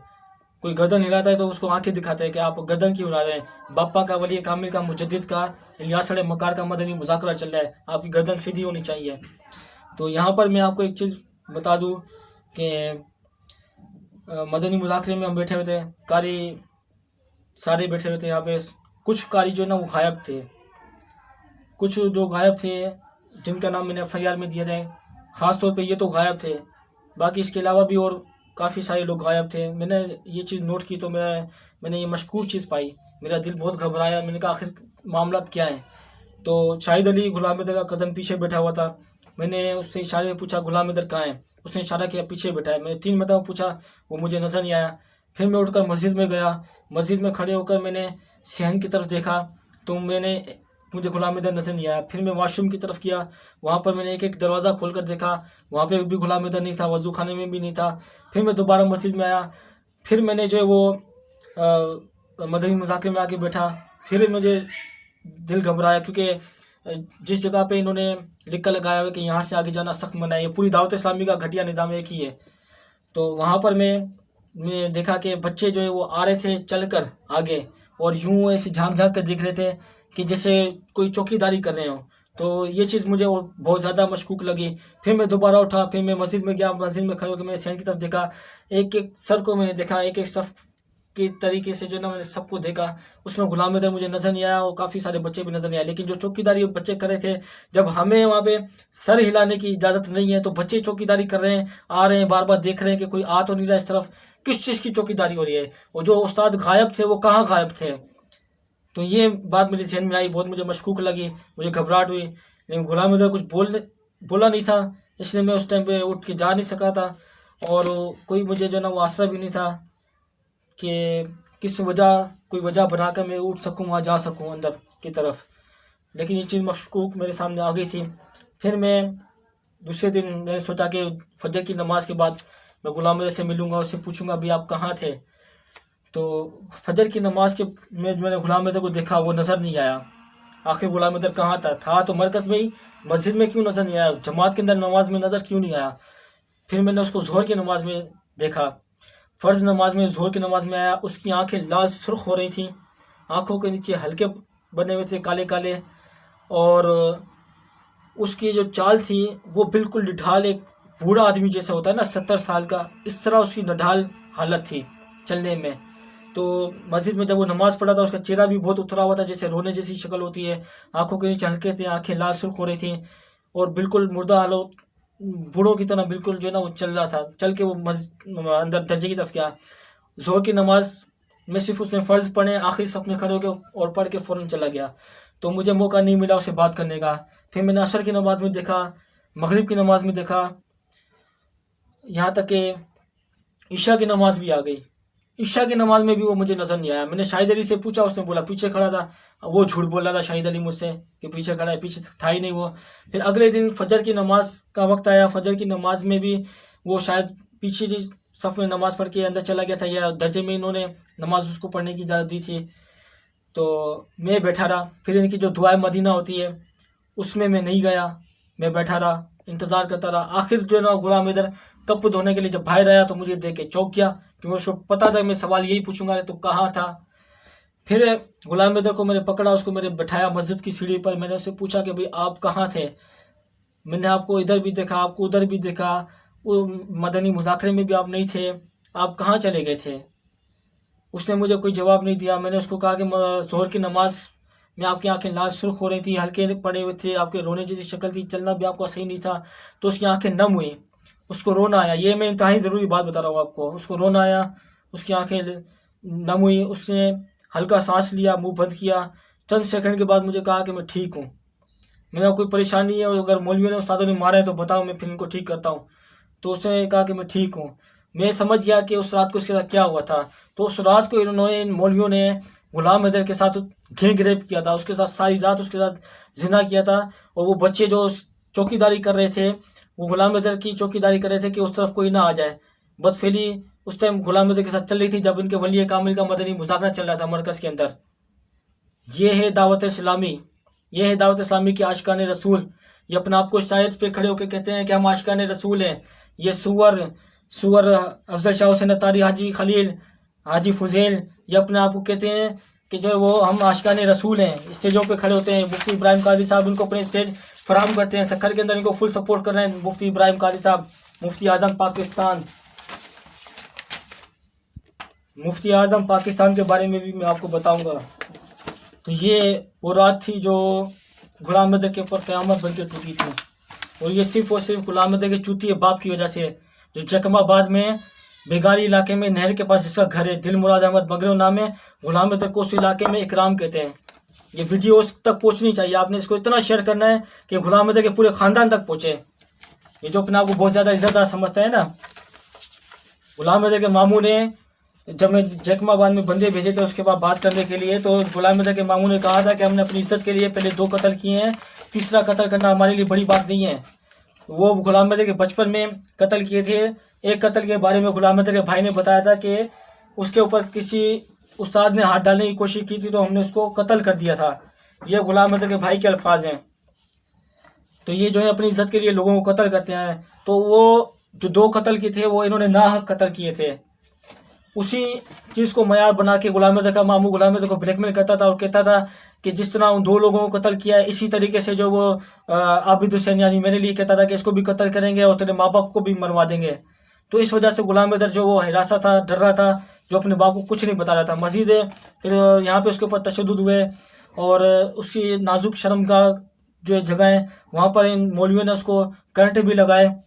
जो इस वक्त इकरार हुसैन को आपने देखा है, जो उसने बताया अपने बयान में कि उसकी नाजुक जगहों पे करंट लगाए, इसी तरीके से गुलाम अहमद को भी करंट लगाए गए थे सक्कर के अंदर। और ये दावत इस्लामी के सुअर मौलवी गुलाम अहमद को कुरान खानी के बहाने अल मदीना होटल में लेकर जाते थे। सक्कर में हुसैनी रोड पे अल मदीना होटल है। तो ये चीज़ मैंने कैसे नोट की थी, असर की नमाज के बाद अफजल शाह हुसैन अतारी लेकर जा रहा था गुलाम अहमद को, उसके साथ 3-4 या ज़्यादा से ज़्यादा 7 लड़के होंगे कुरान खानी के लिए। तो ये चीज़ मैंने ऐसे नोट की भाई, जब हम बचपन में जाते थे पढ़ने के लिए कुरान खानी पर जाते थे, तो जिस मदरसे में हम पढ़ते थे उस मदरसे के सारे तालिब इल्म जाते थे कुरान खानी पर। गुलाम अहमद की क्लास के अंदर कम से कम तादाद 25 बच्चों की थी। तो अल मदीना होटल में जब कुरान खानी के लिए अफजल शाह हुसैन अतारी गुलाम अहमद को लेके जाता था, तो उस वक्त तादाद गुलाम अहमद समेत 6 या 7 लड़कों की होती थी। तो इतनी कम तादाद में कौन सी कुरान खानी है वो जो हर हफ्ते हो रही है। तो वो लेकर जाते थे उसको कुरान खानी पे, वहाँ पे बदफेली करने के लिए। यानी मरकज़ में आकर जो लोग गुलाम अहमद के साथ बदफेली नहीं कर सकते थे, तो वो गुलाम अहमद को वहाँ पर होटल में बुलवाते थे, अल मदीना होटल में। तो अल मदीना होटल के लिए भी एक मतलब घंटा घर पे गुलाम अहमद के साथ था, शाहिद अली भी उसका कदर में हमारे साथ था। तो गुलाम अहमद ने कहा कि यहाँ हम आके होटल पे भी गए थे। मैंने वो होटल पे क्यों गए थे, उसके मुंह से बात निकल गया, भाना क्या सोचे वो। तो कहने लगा कि मेरा अबू आया था, वो मुझे लेकर गया था। अब दिल मुराद अहमद मगरव सुन रहा है, गुलाम अहमद ने मुझे कहा था मेरा अबू आया था, मुझे अपने साथ होटल लेकर गया था अल मदीना होटल में। भाई तू बता कि तू सक्खर आया अपने बेटे से मिलने, तू होटल में क्यों लेकर गया उसको? वहाँ तो ऐसी कोई चीज़ नहीं है कि जो हम देखेंगे भाई पिज़्ज़ा है वहाँ पे, कोई ब्रोस्ट है, कोई खाने पीने की चीज़ है, कोई 5 स्टार होटल है कोई, वहाँ तो उसको घुमाने लेके जा रहा है। ओ दिल मुराद अहमद मगरव बता मेरे को, जकमाबाद में रहने वाले दावत इस्लामी के सुअर मौलवियों को सक्खर के अंदर ये बच्चों के साथ गैंगरेप करने के जो मामला हैं, ये तकरीबन 30 साल से हो गया है ज़्यादा इनको ये सब कुछ करते हुए। सक्खर के अंदर मदरसा गौसिया के पास बाग़त अली शाह में इनकी शाख है, सबसे पहले वो बनी थी, बाद में इनका मरकज़ बना था। तो वहाँ पर ये गुलाम अहमद को जो ना तरबियत के बहाने लेकर जाते थे। इस पर भी मैंने इनसे पूछा था कि भाई तुम गुलाम अहमद को तरबियत के लिए लेकर जाते हो 4 बजे, वो जो शाख इनकी वो 4 बजे बंद हो जाती है, 4 बजे ताले लग जाते हैं क्योंकि वो गैर रिहायशी है, गैर मुकीम है। तो वहाँ पर जो है ये गुलाम अहमद को लेकर जाते थे तरबियत के लिए। मैंने इनसे सवाल किया, मैंने बोला इतना बड़ा मरकज़ तुमने बनाया है करोड़ों रुपए का, इतनी सारी यहाँ पे धज्जियाँ, इतनी सारी क्लासें हैं, इतने सारे कमरे हैं, मैंने बोला तरबियत के लिए तुम्हें वो जगह मिली है, यहाँ मैंने मरकज़ में बच्चों की तरबियत नहीं हो सकती है, तुम वहाँ पर क्यों लेके जाते हो 4 बजे के बाद जब वहाँ ताले लग जाते हैं? तो कहने लगा कि बच्चे हमारे मातहत हैं, आप हमसे पूछोगे कि हम क्यों लेकर जाते हैं क्यों नहीं लेकर जाते हैं। ठीक है भाई मैं नहीं पूछता, जिन बच्चों को लेकर जाते हो अब वो जो उनके माँ बाप है अब वो तुमसे पूछेंगे, ठीक है। और ये दावत इस्लामी के जो सुअर मौलवी हैं खिड़की अंदर दरवाजे बंद करके बच्चों को मारते हैं, थप्पड़े मारते हैं, मस्जिद में नहीं आने देते, नमाज के अंदर नहीं आने देते कि थप्पड़े कोई ना देख ले। दावत इस्लामी के सक्खर के जो मरकज़ का जो निज़ाम है वो तो मैंने आपके सामने पेश किया, और ये पूरे दावत इस्लामी के अंदर यही सिस्टम इनका चल रहा है, घटिया निज़ाम, घटिया मौलवी। घटिया दावत इस्लामी। तो वहाँ पर मरकज़ के अंदर इज्तिमा का जो माहौल है वो क्या है। इज्तिमा में ये ज़िक्र करते हैं, दुआ करते हैं, हदीसें सुनाते हैं, दूसरे पढ़वाते हैं। वो सारा निज़ाम जो ज़ाहिरी निज़ाम है, जो लोगों को अपना आप काबू करने में, उनका अंदर एतमाद हासिल करने के लिए जो उन्होंने बनाया हुआ है। अब जब इज्तिमा ख़त्म होता है या आम दिनों में जो नमाज़ ख़त्म होती है, तो नमाज के बाद बच्चों को इन्होंने सख्ती से कहा हुआ है कि आप जो है वो हाथ बांध कर और नसरें नीची करके लाइन बना कर जाएंगे। तो लोग देखते हैं ये निज़ाम, तो निज़ाम के अंदर ये चीज़ देखते हैं तो देखते हैं, खुश हो जाते हैं, कितना अच्छा डिसिप्लिन है। उनको पता नहीं है कि ये डिसिप्लिन सिर्फ मस्जिद की हद तक है, लोगों को दिखाने के लिए है। एक मरतबा में नीचे किताबों की दुकान है इनकी, वहाँ पर मैं खड़ा होता तो एक आदमी आया, बेचारा देहाती आदमी लग रहा था। उसने पूछा कि साईं, दुकान के अंदर कैमरे लगे हुए देखे तो उसने पूछा, साईं मरकज़ में भी कैमरे लगलन? उसने बोला हाँ सही, मरकज़ में भी कैमरा लगलन। अब उसने मरकज़ के बारे में पूछा, वो समझा जहाँ तालिब इल्म पढ़ते हैं वहाँ भी कैमरे लगे हुए हैं, मेरा ठेंगा लगे हुए हैं। तो अफजल शाह हुसैन अतारी के सामने जब मैं बैठा हुआ था, मैंने उसको बोला कि भाई आप मदरसे में कैमरे लगवाएं, सीसीटीवी कैमरे, हर रूम के अंदर कैमरा होना चाहिए, हर जगह पे, हर गली में कैमरे होने चाहिए। और प्राइवेसी जो इतनी ख़तरनाक आपने बच्चों के लिए रखी हुई है, ये भी आप ख़त्म करें। तो और मैंने उसको बोला कि जितने भी यहाँ पे तालिब इल्म पढ़ते हैं उनके मामला मेरे सामने हैं बच्चों के। मैंने बोला आप बच्चों की तस्वीरें, पासपोर्ट साइज जो सर्टिफिकेट उनके आपके पास हैं वो आप ला के मेरे सामने रखें, मैं तस्वीरें देख के बताऊँगा। आप उन बच्चों को और उनके वालिदैन को आप मरकज़ में बुलाएँ, सबको, गुलाम अहमद को भी वालिद को बुलाएँ, सारों को बुलाएँ, मेरे सामने उनको बिठाएँ। और कोर्स के जितने भी लड़के हैं उन सबको भी आप बिठाएं, मैं उनके सामने सारी बातें बताऊंगा कि इन मौलवियों ने, कारियों ने बच्चों के साथ क्या क्या सलूक किया है। और बच्चों के वालिदैन को ये बच्चों के लिए झूठ बोलते हैं, बच्चों के ऊपर तोहमत लगाते हैं। और एक बच्चे को इन्होंने मारा पीटा था, खिड़कियां दरवाजे बंद करके कारी फैजान ने मारा था, उसके हाथ बांध दिए थे, उसको बहुत मारा था। उसके ऊपर भी इन्होंने एक लड़के के साथ जो है ना वो गलत नाजायज़ ताल्लुकात का इल्ज़ाम लगाया था। जिसके साथ इल्ज़ाम लगाया था बड़े लड़के के साथ, वो तो भाग गया था, जो छोटा बच्चा था वो वहाँ रह गया था, उसको कारी फैजान ने बड़ा मारा था। तो उसके बाप बहुत मारा, बहुत मारने के बाद अगले दिन उस बच्चे के वालिद को बुलवाया, उसके पर अपनी तरफ से बढ़ा चढ़ा के, हालांकि बदफेली करते हुए रंगे हाथों किसी ने नहीं पकड़ा था। सिर्फ वो क्या था कि एक दूसरे के पास उनकी तस्वीरें मिली थी, तस्वीरें भी जो पासपोर्ट साइज फ़ोटो होते हैं वो मिले थे। तो इसके ऊपर उन्होंने बढ़ा चढ़ा के उसके ऊपर इल्ज़ाम लगाया। बच्चा जो तशद्दुद का निशाना बनने के बाद सुन हो चुका था, जो अपने बाप के सामने कुछ बोलने की हिम्मत नहीं कर पा रहा था, तो उसके बाप के सामने उसके ऊपर तरह तरह के इल्ज़ाम लगाए थे। उसकी बाप की नज़रों में उसको गंदा करके उसको निकाला था। ये मसला भी 2019 में ही आया था। तो ये बातें आपको बताना बहुत ज़रूरी है। बराए मेहरबानी अपने बच्चों के साथ सच्चे हों, अपने बच्चों को कोशिश करें कि जिस इलाके में, जिस शहर में आप रहते हैं, उसी इलाके में, उसी शहर में जो मदरसा है उसी में आप अपने बच्चों को पढ़ाएँ। किसी और शहर में आप बच्चे को ना पढ़ाएं। और कोशिश करें कि बच्चों को मुकीम और रिहायशी भी ना करें मदरसों में। बच्चा रोज़ मदरसे जाए, रोज़ पढ़ के वापस घर आए, ये आप लोग कोशिश करें।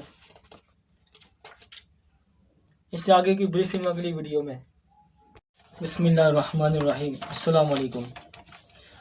अच्छा जी, 2021 में जो मैंने SSP सक्खर में जो दरख्वास्त भेजी थी, लिख कर दी थी, वो मैं आपको पढ़ के सुनाता हूँ।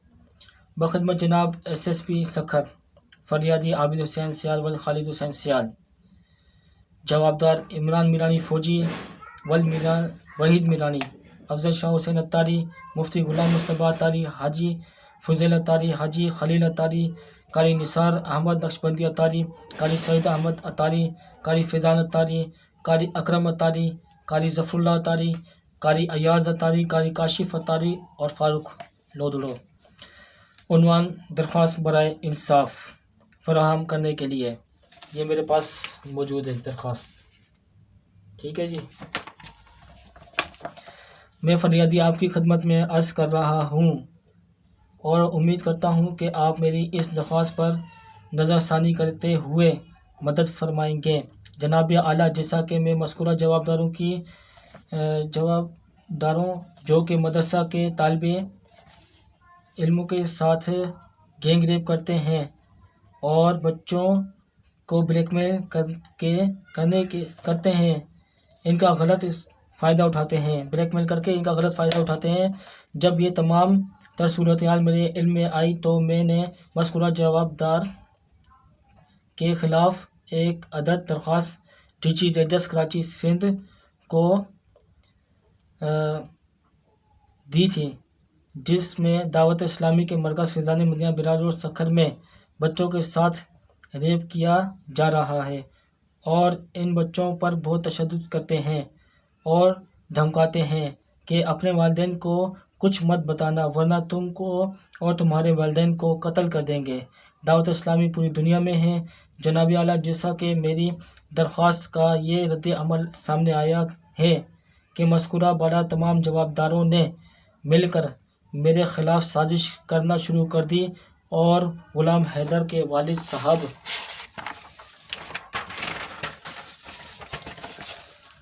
दिलमुराद अहमद मगरियों को भी मेरे ख़िलाफ़ बहकाते हुए कहा कि मैं उनके बच्चे को पूरी दुनिया में बदनाम कर रहा हूँ और मुफ्ती ग़ुलाम मुस्तफ़ा ने मुझ पर ग़ुलाम हैदर बिन दिलमुराद अहमद मगरियों के साथ अफेयर का इल्ज़ाम लगाया, जिसका सबूत मेरे पास है और इस बात का सबूत DSP रैंक ए सेक्शन थाने में अफसर को दिया था और जवाबदारों ने ग़ुलाम हैदर पर मज़ीद जुल्म व सितम किया, बहुत तशद्दुद करते रहे और धमकियां दी कि अपने घर वालों को कुछ मत बताना, नहीं तो हम तुम्हारे घर वालों को कत्ल कर देंगे।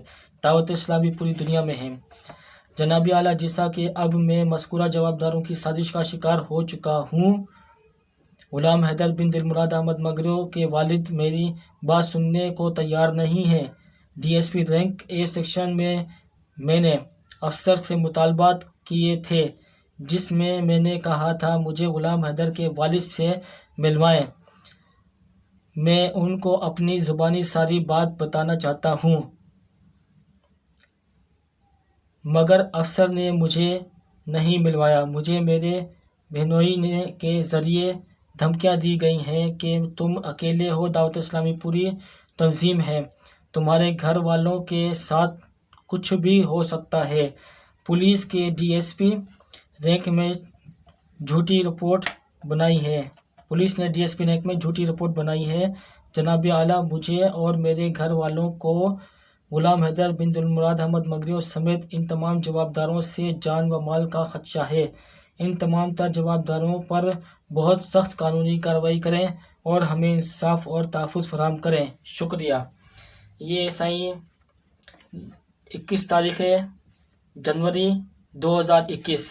ये दोबारा मैंने सिटीज़न पोर्टल के बाद एक दरख्वास्त और लिखी थी, जिसका मुझे कोई फ़ायदा नहीं हुआ लिखने का, क्योंकि पुलिस अपने पिटीशन भाइयों के ऊपर कोई कार्रवाई नहीं करती। ये DG रेंजर्स वाली दरख्वास्त है जो मैंने DG रेंजर्स को दी थी, उसका भी मुझे कोई जवाब नहीं आया था। और यहाँ पर मैं आपको एक चीज़ और बता दूँ कि जब मैंने सिटीज़न पोर्टल पर दरख्वास्त दी थी तो DSP रैंक में जब मैं गया था तो ए सेक्शन थाने में DSP रैंक में जो बड़ा मुंशी है उसको मैंने बताया था, उस जो ग़ुलाम हैदर के बाप का नाम दीदार अहमद लिखा था उसको मैंने बोला था दीदार अहमद, लेकिन उसने बोला दीदार अहमद नहीं, दिलमुराद अहमद। जब मैं गया फर्स्ट टाइम हूँ तो उसी पुलिस वाले को उस बच्चे के बाप के नाम के बारे में पहले से कैसे पता कि दिलमुराद अहमद मगरियों नाम है उसके बाप का। यानी कि पुलिस वाले इनके साथ इस काम के अंदर शामिल है, क्योंकि DSP रैंक के जो पुलिस वाला बड़ा मुंशी और छोटा मुंशी है, इनको मैंने अक्सर वहाँ पर फैज़ान मदीना में आते जाते देखा है। और ये आते भी हैं तो सीधा वहीं जाते हैं जहाँ पर इन्होंने लिख के लगाया हुआ इससे आगे जाना सख्त मना है, किसी को इजाज़त नहीं है। इससे आगे ब्रीफिंग अगली वीडियो में। बिस्मिल्लाहिर्रहमानिर्रहीम। अस्सलाम वालेकुम। ब्रीफिंग का अगला हिस्सा।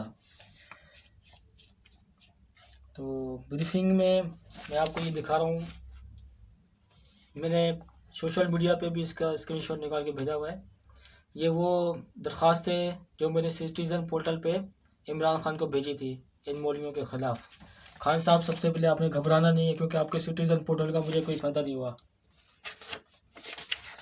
तो इन मौलवियों ने जो मुझे पुलिस वालों ने नहीं मिलवाया था ग़ुलाम हैदर के बाप से, तो सिटीज़न पोर्टल पर जो मैंने जवाब में अपने रद्द में लिखा है, सिटीज़न पोर्टल पर इमरान खान को जो मैंने भेजा, मैंने इसमें लिखा है जो रिपोर्ट उन्होंने बनाई पुलिस वालों ने, उसके रद्द में जो मैंने लिख कर भेजा है मैंने लिखा अस्सलाम वालेकुम रहमतुल्लाहि व बरकातुहू। जनाब आला, मैं गुलाम हैदर के अब्बू को हर बात अपनी ज़ुबानी बताना चाहता हूँ। मैंने ए सेक्शन थाने में कहा था मुझे गुलाम हैदर के अब्बू से मिलवाएं, मगर मुझे पुलिस ने नहीं मिलवाया और रिपोर्ट में ये भी लिखा कि मुझे दिमागी मसला है।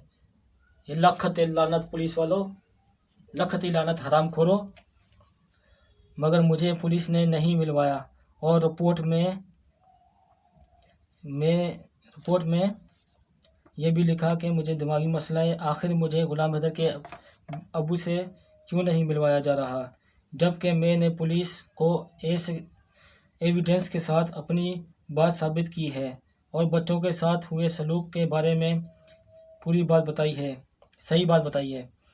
और ऑफिसर ने खुद कहा ये पूरा टोला है, आप अकेले हो। इसी के साथ बच्चों के साथ के तहफ़्फ़ुज़ के लिए चंद ज़रूरी चीज़ें कही थीं।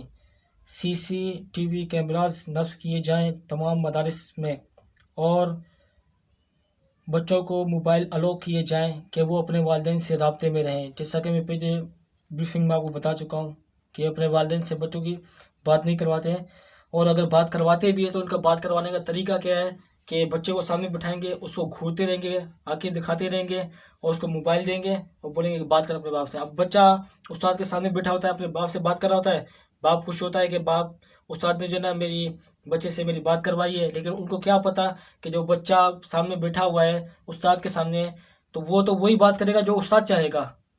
जो हरामी उस्ताद है ये ऐसे ही करते हैं। तो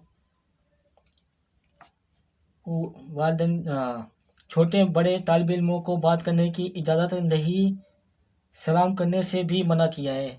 तो भाइयों, वो मौलवियों, मेरे को बताओ तो सही, लड़का लड़की को सलाम कैसे नहीं कर सकता? इस्लाम में मना है। और बच्चे मदनी मुन्ने अमरद हैं, उनके 70 शैतान हैं, इतनी उनको देख के जो नीयत ख़राब होती है, तो फिर भाई तुम उनको घरों से मदरसों में अपने पास क्यों बुलाते हो रिहाइश के लिए? मना तुम जो फरिश्ते हो हैं, तुम उनको देखो भी, उनको सुलाओ भी अपने साथ, उनसे बातें भी करो और उनके साथ बदफेली भी करो, उनकी वीडियो भी बनाओ, उनको मारो पीटो भी, तुम्हारे लिए सब जायज़ है। बाकी वैसे मदनी मुन्ने अमरद होते हैं, 70 शैतान होते हैं, उनको सलाम भी नहीं करना चाहिए। अच्छा, मना किया है। और बच्चों की क्लास की तरफ जाने की भी इजाज़त नहीं है। इन सब चीज़ों का ये लोग फ़ायदा उठाते हैं, बच्चों को खिड़कियां दरवाजे बंद करके मारते हैं। मैंने पुलिस अफसर को कहा मुझे बच्चे के वालिद से मिलवाया जाए। मैं इनको अपनी ज़ुबानी सारी बात बताऊंगा। मेरे ख़िलाफ़ बड़ी साजिश की गई है, मुझे गुलाम हैदर के वालिद से मिलवाया जाए। खान साहब, आपके सिटीज़न पोर्टल का मुझे कोई फ़ायदा नहीं हुआ। रिप्लाई वाली मैंने आपको बता दिया क्या मैंने भेजा है, इसके बावजूद भी मेरी कोई सुनवाई नहीं हुई है। आखिर दावत इस्लामी को इतना सपोर्ट क्यों किया जा रहा है? और यहाँ पर मैं आप लोगों को दावत इस्लामी के हवाले से ये भी बता दूं कि जब मैं मरकज़ में पढ़ रहा था, काफ़ी सारी बातें जो जहन से निकल गई हैं, क्योंकि 2019 था, अब 2022 है। तो मैं पढ़ रहा था, वहाँ पर यही दावत इस्लामी के बानी इलियास का मदनी मुज़ाकरा चल रहा था, मकार का। तो सारे तालिब इल्म बैठे हुए थे वहाँ पे। एक तालिब इल्म का कोई वर्क पूरा नहीं हुआ था काम, तो वहाँ बैठ कर जो ना वो पढ़ रहा था, लिख रहा था, कुछ अपना काम पूरा कर रहा था पढ़ाई का। तो वहाँ के नाजिम ने उसको डांट के बुलाया और उसकी कापी छीन कर रख ली और कहा कि तुम्हें शर्म नहीं आती, बापा सामने तशरीफ़ फरमाए और आप कापी में पढ़ रहे हो। और उसी मिनट के अंदर, सेकंड के अंदर लाइट चली गई, जनरेटर बंद हो गया, स्क्रीन गायब हो गई, बापा गायब हो गए। यानी बापा तशरीफ़ फरमा थे, जैसे ही लाइट गई, लाइट के साथ बापा भी गायब हो गए। तो भाई ये बदअकीदगी, अकीदतमंदी नहीं है, इस चीज़ से आप बचें। और ऐसा शख्स जिसको यही नहीं पता कि उसके मुरीद क्या कर रहे हैं, अगर पता है, मेरे को तो पूरा यकीन है कि उसको पता है सारा कि मरकज़ के अंदर क्या होता है, उसके मौलवी इसके मुरीद क्या करते हैं। जब वो तशरीफ़ फरमाए, जिस रात वो गुलाम हैदर के साथ बदफैली हो रही थी, उस वक्त भी तो मदनी मुज़ाकरा चल रहा था, पीर साहब तशरीफ़ फरमा थे, उसको क्यों पता नहीं चला कि मरकज़ में क्या हो रहा है? तो भाई ये अकीदतमंदी नहीं है, बदअकीदगी है। दावत इस्लामी बदअकीदगी फैला रही है, गुमराही फैला रही है। जिस आदमी को अपने दीवार के पीछे का पता नहीं है, अपने जो वो इर्द गिर्द के लोगों का पता नहीं है, अपने मुरीदों का, अपने मुबल्लिगों का पता नहीं है, उसके बनाए हुए मरकज़ के अंदर बच्चों का क्या सलूक हो रहा है उसको पता नहीं है, तो वो कैसे तशरीफ़ फरमा हो सकता है? अब मेरे सामने अगर कोई मौलवी आए, LCD चलाए, ठीक है ना। एलसीडी चलाए, लाइव टेलीकास्ट उसका मदनी मुज़ाकरा जैसे चलता है वो चलाए, और फिर जो है मैं उससे ऐसे हाथ आगे करूँगा तो मुझसे हाथ मिलाए, कैसे मिलाएगा? वो तो स्क्रीन चल रही है ना, तस्वीर चल रही है, वीडियो चल रही है, वो तशरीफ़ फरमा कैसे वो? तो भाई ये गुमराही है, इससे आप बचें। अस्सलाम वालेकुम, बिस्मिल्लाहिर्रहमानिर्रहीम। ये पुलिस की बनाई हुई रिपोर्ट है जो सिटीजन पोर्टल पर मैंने दरख्वास्त डाली थी, उसके रिप्लाई में जो पुलिस ने रिपोर्ट बनाई थी। ये पुलिस ने झूठी रिपोर्ट बनाई है, इसके अंदर झूठे गवाह लिखे हैं, झूठे गवाहों के नाम लिखे हैं, और इसके अंदर उन तालिब इल्मों के भी नाम लिखे हुए हैं जो वहाँ पर पढ़ते थे, जो इन मौलवियों के साथ मिले हुए थे। अब जिन तालिब इल्मों के नाम इन्होंने दिए हैं ना इस दरख्वास्त के मेरी दरख्वास्त के जवाब में रिपोर्ट के अंदर, तो मैं ये भी बता देना चाहता हूँ कि इसके अंदर जो तालिब इल्मों के नाम लिखे हुए हैं बतौर गवाही के, उनके वालिदैन को उनकी गवाही के बारे में भी नहीं मालूम कि उनके बच्चों के नाम वल्दियत के साथ इस रिपोर्ट के अंदर दर्ज कर दिए गए हैं, जिसके अंदर शरीफ का नाम भी है, जो ये कह रहा था कि कार्यक्रम उस्ताद है, कोई बात नहीं, जब कार्यक्रम ने बच्चे के मुंह पे जूतियाँ मारी थी।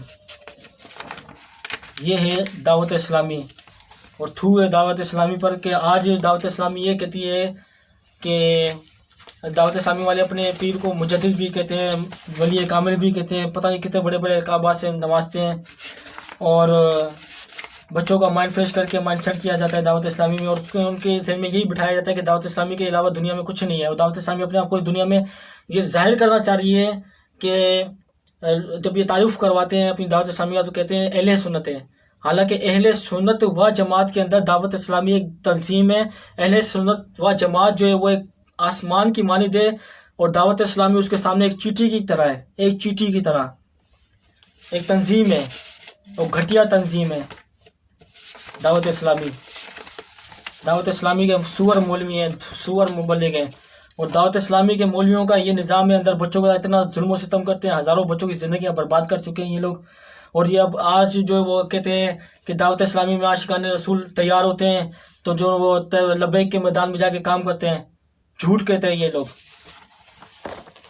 अल्लाह का शुक्र है लोगों की आंखें खुली हुई हैं, लोगों की आंखें खुली हुई हैं, लोग देख रहे हैं कि कहाँ आशिकान रसूल बनते हैं और किस मैदान में जाके आशिकान रसूल काम करते हैं।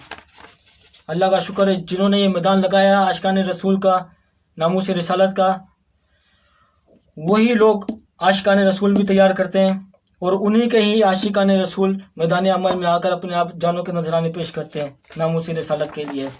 तो थ्रू दावत इस्लामी के ऊपर मैं दोबारा से आपको जो मेरे ऊपर इन दावत इस्लामी के सुअरों ने इल्ज़ाम लगाए थे उसकी लिस्ट में दोबारा से आपको सुना दूँ कि इन्होंने मुझ पर जो इल्ज़ाम लगाए थे वो मैं दोबारा आपको सुनाता हूँ, जिसमें इन्होंने सबसे बड़ा इल्ज़ाम जो मुझ पर लगाया था वो ये लगाया था कि ये लड़का कादियानी है।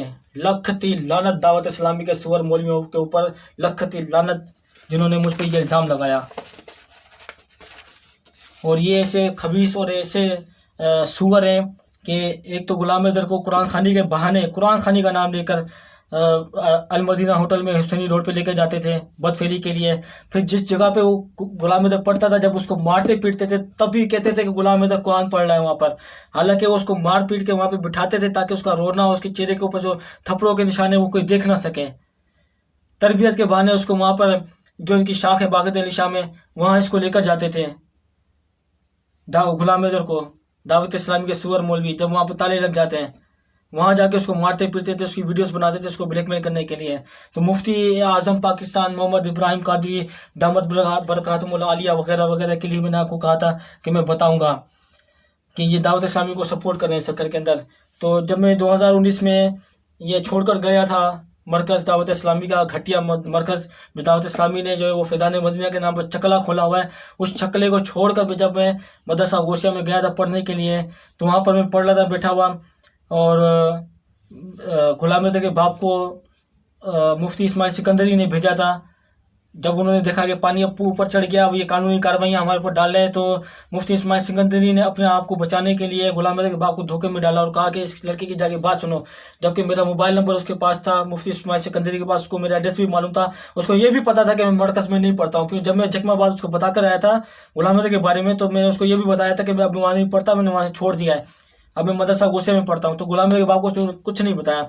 गुलाम अहमद के बाप को भेजा मरकज़ में। गुलाम अहमद के चूतिए बाप को मौलवियों ने जो पट्टियाँ पढ़ाई, जो सबक पढ़ाया, वो पढ़ के फिर तप गया बैठा हुआ। मैंने उसको बहुत मेहनत की, बहुत समाजत की कि आजा भाई मेरे पास, मेरी बात सुन ले। नहीं साईं, मेरी को कोर्ट में मुलाकात होगी, मैं FIR कटवाऊंगा, अभी वहीं मैं तुम्हारी बात सुनूंगा। ये गुलाम अहमद के बाप के अल्फाज हैं। उसको इज्जतदार जो आदमी होता है, उसको इज्जत की बात इज्जत से समझ में आ जाती है। उसने अपने बेटे को तो बर्बाद किया है, अपनी अकड़ के अंदर मुझे भी जलील किया है। मुझे ये वीडियो बनाने की जरूरत नहीं पड़ती, मेरा मसला बहुत जल्द और बहुत सही तरीके से हल हो जाता अगर वो गुलाम अहमद का चूतिया बाप दिल मुराद अहमद मगरब जो चकमाबाद में बेगारी इलाके में नहर के पास रहता है, अगर वो मुझसे मिल लेता और मेरी बात सुन लेता। तो मुफ्ती इब्राहिम कादिर साहब के पास फिर वो आया, मुफ्ती गुलाम मुस्तफा तारी दावत इस्लामी का सूअर मुफ्ती मुबल्लिग। कहने मेरे सामने तो जब मैं गया हूँ, मुफ्ती इब्राहिम कादिर साहब ने मेरे को बुलाया, मैं उनके पास गया तो कहने लगा कि बच्चे के बड़े आए हुए जो मुफ्ती गुलाम मुस्तफा तारी मेरे सामने जो बात की थी, मुफ्ती इब्राहिम कादिर साहब ने पहले मुझे DG रेंजर्स वाली दरख्वास्त की कापी दिखाई, कहा कि ये देखें, ये आपने लिखा है। मैंने बोला हाँ ये मैंने लिखी है। तो कहा कि ये पढ़ो। मैंने लिखी थी तो मुझे पढ़ने की जरूरत नहीं थी, मैंने ले लिया कागज़ और लेके जेब में रख लिया। फिर दोबारा मुफ्ती साहब ने वो दरख्वास्त की कापी मुझसे मांगी, मैंने उनको वापस दी। तो दरख्वास्त खोलकर मुफ्ती गुलाम मुस्तफा तारी को मुफ्ती इब्राहिम कादिर साहब ने दरख्वास्त दिखाई, कहा कि जिसकी कोई नहीं सुनता फिर वो ऐसे करता है। अल्लाह का शुक्र है, मेरी अल्लाह सुनता है और अल्लाह ने मुझे कामयाब बनाया हुआ है। अल्लाह का शुक्र है, अल्लाह मुझे बचा रहा है, अल्लाह ही मुझे चला रहा है। अगर दुनिया से भी जाऊँगा तो अल्लाह के हुक्म से जाऊँगा, अल्लाह सुनने वाला है। तो मुफ्ती इब्राहिम कादिर साहब ने कहा कि जिसकी कोई नहीं सुनता फिर वो ऐसे करता है। तो मुफ्ती सुअर मुफ्ती गुलाम मुस्तफा तारी ने कहा कि हमने इनके कहने पे फलां कारी को निकाल दिया, उस कारी को, कारी फराज के लिए इन्होंने बात की थी। तो मैंने बोला कि इन्होंने मेरे कहने पे किसी को नहीं निकाला। कारी फिजान और कारी सैयद अहमद मोबाइल में गंदी गंदी वीडियोस देखते हैं और ये बात गुलाम अहमद ने अपने बाप को भी कही है। और मैंने बोला कई सारे मामला मेरे सामने आए और मैंने मुफ्ती इब्राहिम कादिर साहब को कहा कि एक बच्चे की बात में सुन लो, आप सारी बात समझ जाओगे। तो मुफ्ती इब्राहिम कादिर साहब ने कहा कि इतना वक्त किसके पास है? तो भाई मुफ्ती साहब के पास वक्त नहीं है। चलो भाई, वहाँ बात आई गई हो गई। अब जब सारा मामला इन्होंने देखा कि हाथ से निकल गया है, अब ये लड़का कुछ नहीं कर सकता, तो मुफ्ती इब्राहिम कादिर साहब ने दावत इस्लामी के 40वें पर दावत इस्लामी की हिमायत में इंटरव्यू दिया और कहा कि दावत इस्लामी बहुत अच्छा काम कर रही है। फिर सखर के अंदर इनको अपने स्टेज फराहम किए और दावत इस्लामी के हिमायत में इंटरव्यू देने के साथ साथ जो है ना वो लोगों को कहा कि आप अपने बच्चों को यहाँ पढ़ाएं, बहुत अच्छी तालीम देते हैं, बहुत अच्छी तरबियत करते हैं, लखती लानत करते हैं बच्चों के ऊपर, ये बच्चों को तबाह व बर्बाद करते हैं, बच्चों को आलिम दीन नहीं बनाते, बच्चों को चुत्तू बनाते हैं ये लोग। फिर उसके बाद मुफ्ती इब्राहिम कादिर साहब की ये सारी चीज़ें मेरे सामने आई। जब मुफ्ती इब्राहिम कादिर साहब के पास एक बच्चे मजलूम बच्चे के लिए बात सुनने के लिए वक्त नहीं है, बच्चे के बारे में सुनने के लिए वक्त नहीं है, तो मुफ्ती इब्राहिम कादिर साहब के पास दावत इस्लामी घटिया दावत इस्लामी की हिमायत में इंटरव्यू देने के लिए वक्त कहाँ से आ गया? और उस टाइम पे भी जब मुफ्ती गुलाम मुस्तफा तारी मदरसा गोसिया में आया था, उस टाइम पे भी मैं मुफ्ती साहब को कहा था कि इसने जो बच्चे के मुझ पर अफेयर का इल्ज़ाम लगाया, उसके इल्ज़ाम का सबूत मेरे पास है और मेरे खिलाफ इनके पास कोई भी सबूत नहीं है। यह भी मैंने उनको कहा था उस वक्त। तो मुफ्ती साहब ने कहा कि इतना वक्त किसके पास है, और मुझे कहा कि इनका इदारा अलग है, हमारा इदारा अलग है, हम इनके इदारे में दखल अंदाजी नहीं दे सकते। जब दखल अंदाजी नहीं दे सकते तो फिर इनके हिमायत में बातें क्यों करते हो? क्यों फंड मिलता है इसलिए? दुकानें चलती हैं इसलिए? पेट की दोजख बढ़ती है इसलिए? फिर अब ये 2022 है जिसकी वजह से मैं जो अभी अहम बात है जो मैं आपको बता रहा हूँ कि 2022 में अभी चंद दिन पहले समर अब्बास ने यहाँ खिताब किया मकरानी मस्जिद में। मुफ्ती इब्राहिम कादिर साहब की मस्जिद है मकरानी मस्जिद।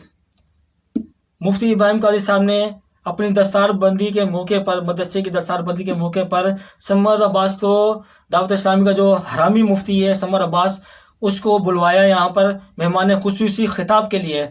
तो उस कुत्ते ने स्टेज पर बैठ के मेरे बारे में दब्बे अल्फाज में भौंक भौंक के बातें की। वो वीडियो मैंने डाउनलोड की हुई है, आप भी यूट्यूब पर या फेसबुक पर उसकी वीडियो डाउनलोड करेंगे, 1 घंटे से ज़्यादा की। उसके अंदर 26 मिनट से लेकर 38 मिनट तक उसने दब्बे अल्फाज में स्टेज पर बैठकर मेरे बारे में बातें की हैं। और वहाँ पर बैठे हुए जितने भी मौलवाने थे वो सारे के सारे हंस रहे थे, मुस्कुरा रहे थे जब उसने मेरे बारे में दब्बे अल्फाज में बातें की हैं। इतना मोतबर था तो मेरा उस टाइम पे नाम लेता, मैं वहाँ मजमे में मौजूद था, फिर मैं इसको बताता कि बात कैसी होती है। बहुत इसको स्टेज पे बैठ के तकरीर करना आती है। इस वजह से आज मैंने ये वीडियो अपलोड की है। तो भाई मैं जो आज हो रहा है ना सारा कुछ, ये सिर्फ घोड़ा मदर के चूतिए बाप की वजह से हो रहा है। अगर वो मुझसे मिल लेता, मेरी बात सुन लेता, तो आज नौबत यहाँ तक नहीं आती।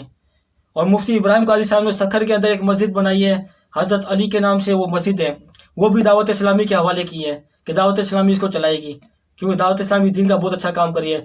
चार दीवारी बंद करके चार दीवारी में बच्चों को मारती पीटती है, शरीयत की आड़ में अपनी खुराफात को अंजाम देती है। ये जो कहते हैं ना मदनी मुन्ने अमरद है, सत्ता शैतान है, ये शरीयत की आड़ में काम कर रहे हैं ना, ये शरीयत की बात करते हैं और शरीयत की आड़ में अपनी खुराफात को अंजाम देते हैं। दावत इस्लामी के सुअर मौलवी कुरान खानी का नाम लिया, कुरान का नाम लिया, कुरान क्या है, शरीयत की चीज़ है ना, उसको कुरान खानी के बहाने लेकर जा रहे हैं। फिर जब बच्चे के वो मार पीट रहे हैं तो बोल रहे हैं बच्चा कुरान पाक पढ़ रहा है। अब क्या करते हैं कि धरसे के अंदर जब बैठे होते हैं 3-4 बच्चे, एक बच्चे को बोलते हैं, 2 बच्चों को बोलते हैं कुरान पाक की तिलावत करो, कुरान पाक की तिलावत भी चल रही होती है और बच्चे को चार दीवार में बंद करके मार भी रहे होते हैं, और भी ना जाने पता नहीं क्या करते होंगे। ये मुफ्ती आज़म पाकिस्तान मोहम्मद इब्राहिम कादिर साहब हैं। इनका मैं 2016 में इनका मुरीद हुआ था और 2022 में मैंने इनकी बेत तोड़ी है। मैं इनके पास गया और इनको मैंने शजरा दिया कि आज से मैं आपका मुरीद नहीं हूँ।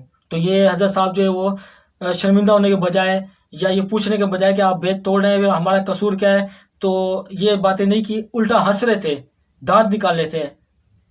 ये है हमारे मुफ्ती आज़म पाकिस्तान मोहम्मद इब्राहिम कादरी दमत बरकातुहुल आलिया वगैरह वगैरह। मैं अपनी ब्रीफिंग को यहीं अख्ताम करता हूँ।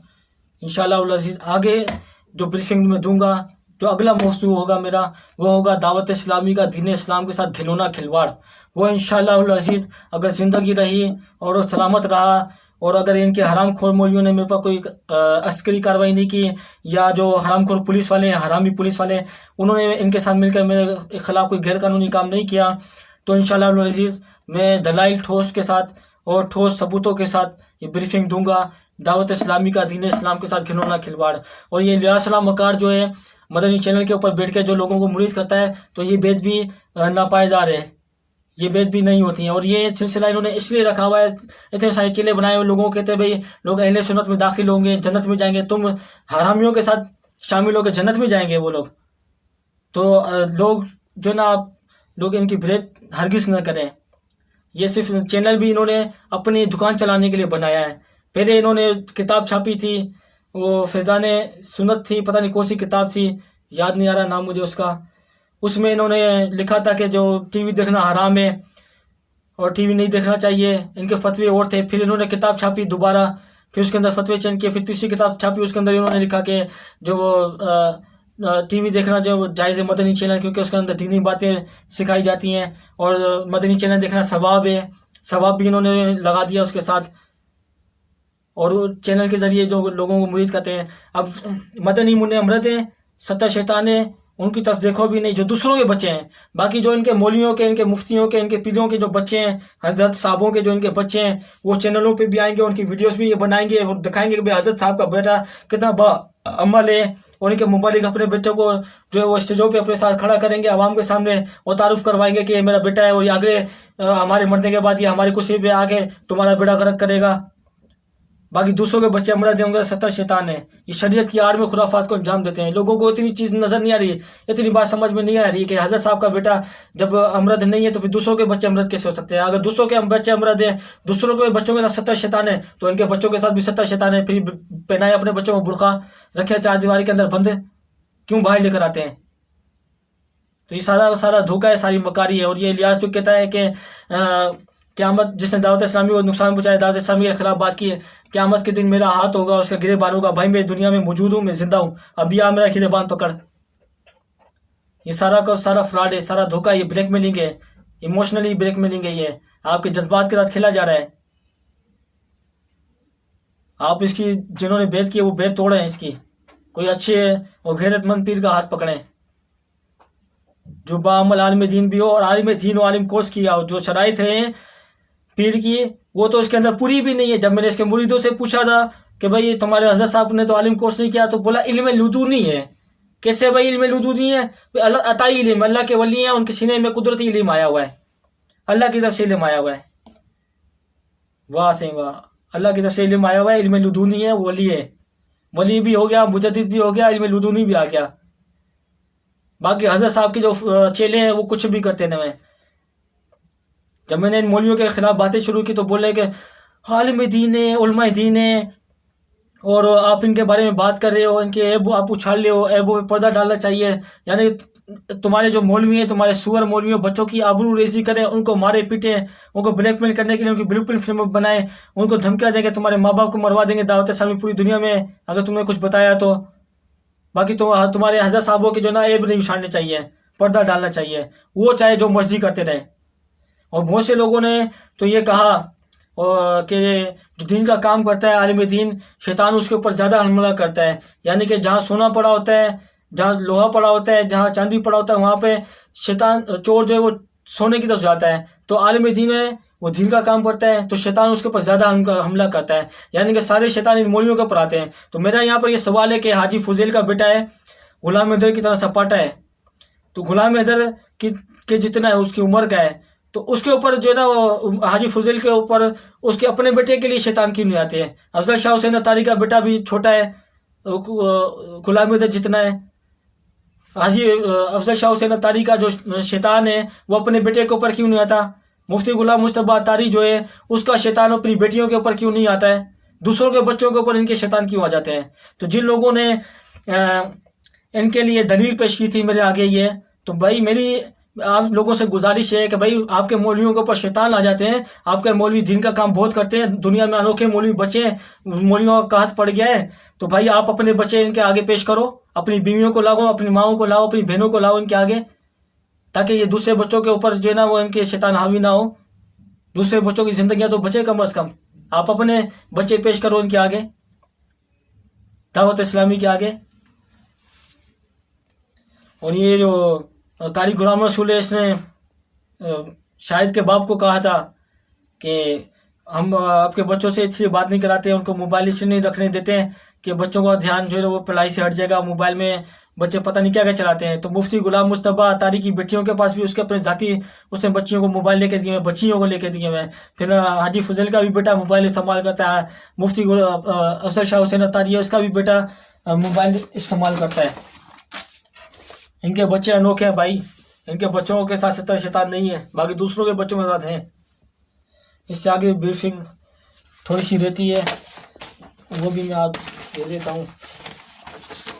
जिनके नाम दिए मैं इनका थोड़ा थोड़ा किरदार आपको बता दूँ। अफजल शाह हुसैन अत्तारी, इसके बारे में मैं आपको बता चुका हूँ। हाजी फुजैल के बारे में ये है कि हाजी फुजैल के पास जब मैं गया तो उसने बोला कौन कहते हैं?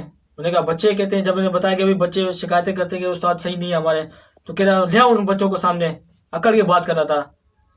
फिर कहने लगा कि मैंने जब इसके बारे में बताया कारी निसार के बारे में कि कारी निसार ने हमारे साथ ऐसे किया, क्योंकि पहले उसको पता है बच्चे तो आएंगे नहीं, बच्चे तो इनके बारे में बोलेंगे नहीं, वो तो खौफजदा है। तो मैंने बोला कारी निसार के बारे में, क्योंकि मैं उसके पास पढ़ता था।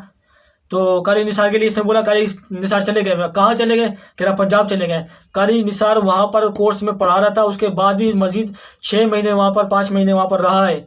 जब हाजी फजल ने मुझसे ये बात की, झूठ बोला, ये अपने आप को आशिकाने रसूल कहते हैं, लखत लानत हाजी फजल के ऊपर। और कारी जफरुल्लाह जो है वो बड़ा नाजिम है बच्चों का। बच्चे इसके बाद जाते थे शिकायतें लेकर, तो ये बच्चों को उल्टा मारता था, कहता था तुम उस्ताद की गिबत कर रहे हो, उस्ताद के बारे में शिकायत लगा रहे हो, शर्म आ रही तुम्हें, उल्टा और मारता था। इस तरीके से इनकी मिली भगत चल रही है। कारी सईद ये बच्चों को वीडियो बनाकर ब्लैकमेल करने का मास्टर माइंड था, इसको यहाँ से इन्होंने भगा दिया है। अब कहाँ भगाया ये पता नहीं है। कारी फैजान के बारे में मैं आपको बता चुका हूँ, कारी अकरम के बारे में बता चुका हूँ। कारी अकरम ने गुलाम हैदर को ज़्यादा से ज़्यादा इस्तेमाल किया है, सबसे ज़्यादा उसको मारा और खौफ व हिरास किया है। और कारी अकरम से, कारी फैजान से बच्चे जो है वो मदरसे में सबसे ज़्यादा डरते हैं। और कारी निसार के बारे में मैंने आपको बताया, सुअर मुफ्ती गुलाम मुस्तफा अत्तारी के बारे में बताया, हाजी खलील के बारे में बताया, कारी काशिफ के बारे में बताया, फारूक लोधड़ो के बारे में मैं आपको बता चुका हूँ। ये मेरे घर पे भी आया था मदीना कॉलोनी में रिजल्ट में, और उसको के मेरे भाई को मेरे खिलाफ भड़का के गया था और कह रहा था कि गुलाम हैदर जो है वो छोटा बच्चा है, वो डरता है, वो घबराता है, वो अपना बयान से मुकर जाएगा, ये बड़ी मुसीबत में फंस जाएगा। मैं इसको आप समझा रहा हूँ, मैं साईं कमर शरीफ वाले का मुरीद हूँ, गुलाम हुसैन शाह बुखारी का, और मैं आलिम दीन हूँ, ये मेरी बात समझ नहीं रहा है। ये मेरे भाई से भी मेरा झगड़ा करवा के गया था, कुत्ते की नस्ल। और ये इमरान मीरानी फ़ौजी, इमरान मीरानी फ़ौजी के बारे में भी मैं आपको बता चुका हूँ। और ये चंद मौलवी जिनके बारे में मैंने आपको बताया, इनका बहुत बड़ा गैंग है तकरीबन कोई 100 के करीब लोग होंगे इनके जो ये काम कर रहे हैं सक्खर के अंदर। बाकी पूरी दावत इस्लामी का जो निज़ाम है ऊपर से लेकर नीचे तक सारा एक ही है, वो सब कुछ ये सिस्टम ऐसा ही चल रहा है। कराची आलिम मदनी मरकज़ में अगर जो लोग शिकायत लेके जाते हैं उनका ये लोग मसला इसलिए हल करते हैं कि कराची मरकज़ के ऊपर कोई बात ना आ जाए, यानी कि नीचे जो साथ चल रहा है चलता रहे, जब बात नीचे से आगे ऊपर आती है तो फिर ये उसका जो मसला बंदे का हल कर देते हैं और ज़्यादा जो कार्रवाई करनी चाहिए वो नहीं करते। क्योंकि जैसे मैंने पहले बताया कि बच्चे को खिड़की दरवाजे बंद करके कारी फिजान ने हाथ पाँव उसके बांध के उसके रुमाल में मुंह में रुमाल डालकर उसको मारा पीटा था। तो जब इनके अपने मौलवी पकड़े जाते हैं तो फिर ये अपने मौलवियों को इस तरह क्यों नहीं मारते, पुलिस के हवाले क्यों नहीं करते हैं? फिर बोलते हैं कि भाई से दिन का काम करें, शैतान आ जाते हैं और अहले सुन्नत की बदनामी होगी। बहाने बनाते हैं कि अहले सुन्नत की बदनामी होगी, दीन की बदनामी होगी। कोई दीन की बदनामी नहीं है। दीन ने तो ऐसे काम के अंजाम देने के लिए, ऐसे जुर्म को अंजाम देने वालों के लिए सख्त से सख्त कानून रखा हुआ है और सरेआम सजाएं देने का हुक्म है। 3 रोज़े पढ़ाओ जिससे पढ़ा ना हो बेटा। तुम लोगों को गुमराह करते हो सीधे साधे देहाती लोगों को। गुलाम मेरे का बाप भी जो वो देहाती है, पढ़ा लिखा नहीं है। शहरी बंदा होता, पढ़ा लिखा होता तो मेरी बात समझ आता। मैंने जो उसको मैसेज किए हैं वो मैसेज मेरे पास मैसेज अभी तक पड़े हुए हैं मोबाइल में। बस मैं अपनी इस ब्रीफिंग को ये इख्तिताम करता हूँ। अल्लाह हाफ़िज़। ज़िंदगी रही तो फिर मुलाकात होगी। अस्सलामु अलैकुम।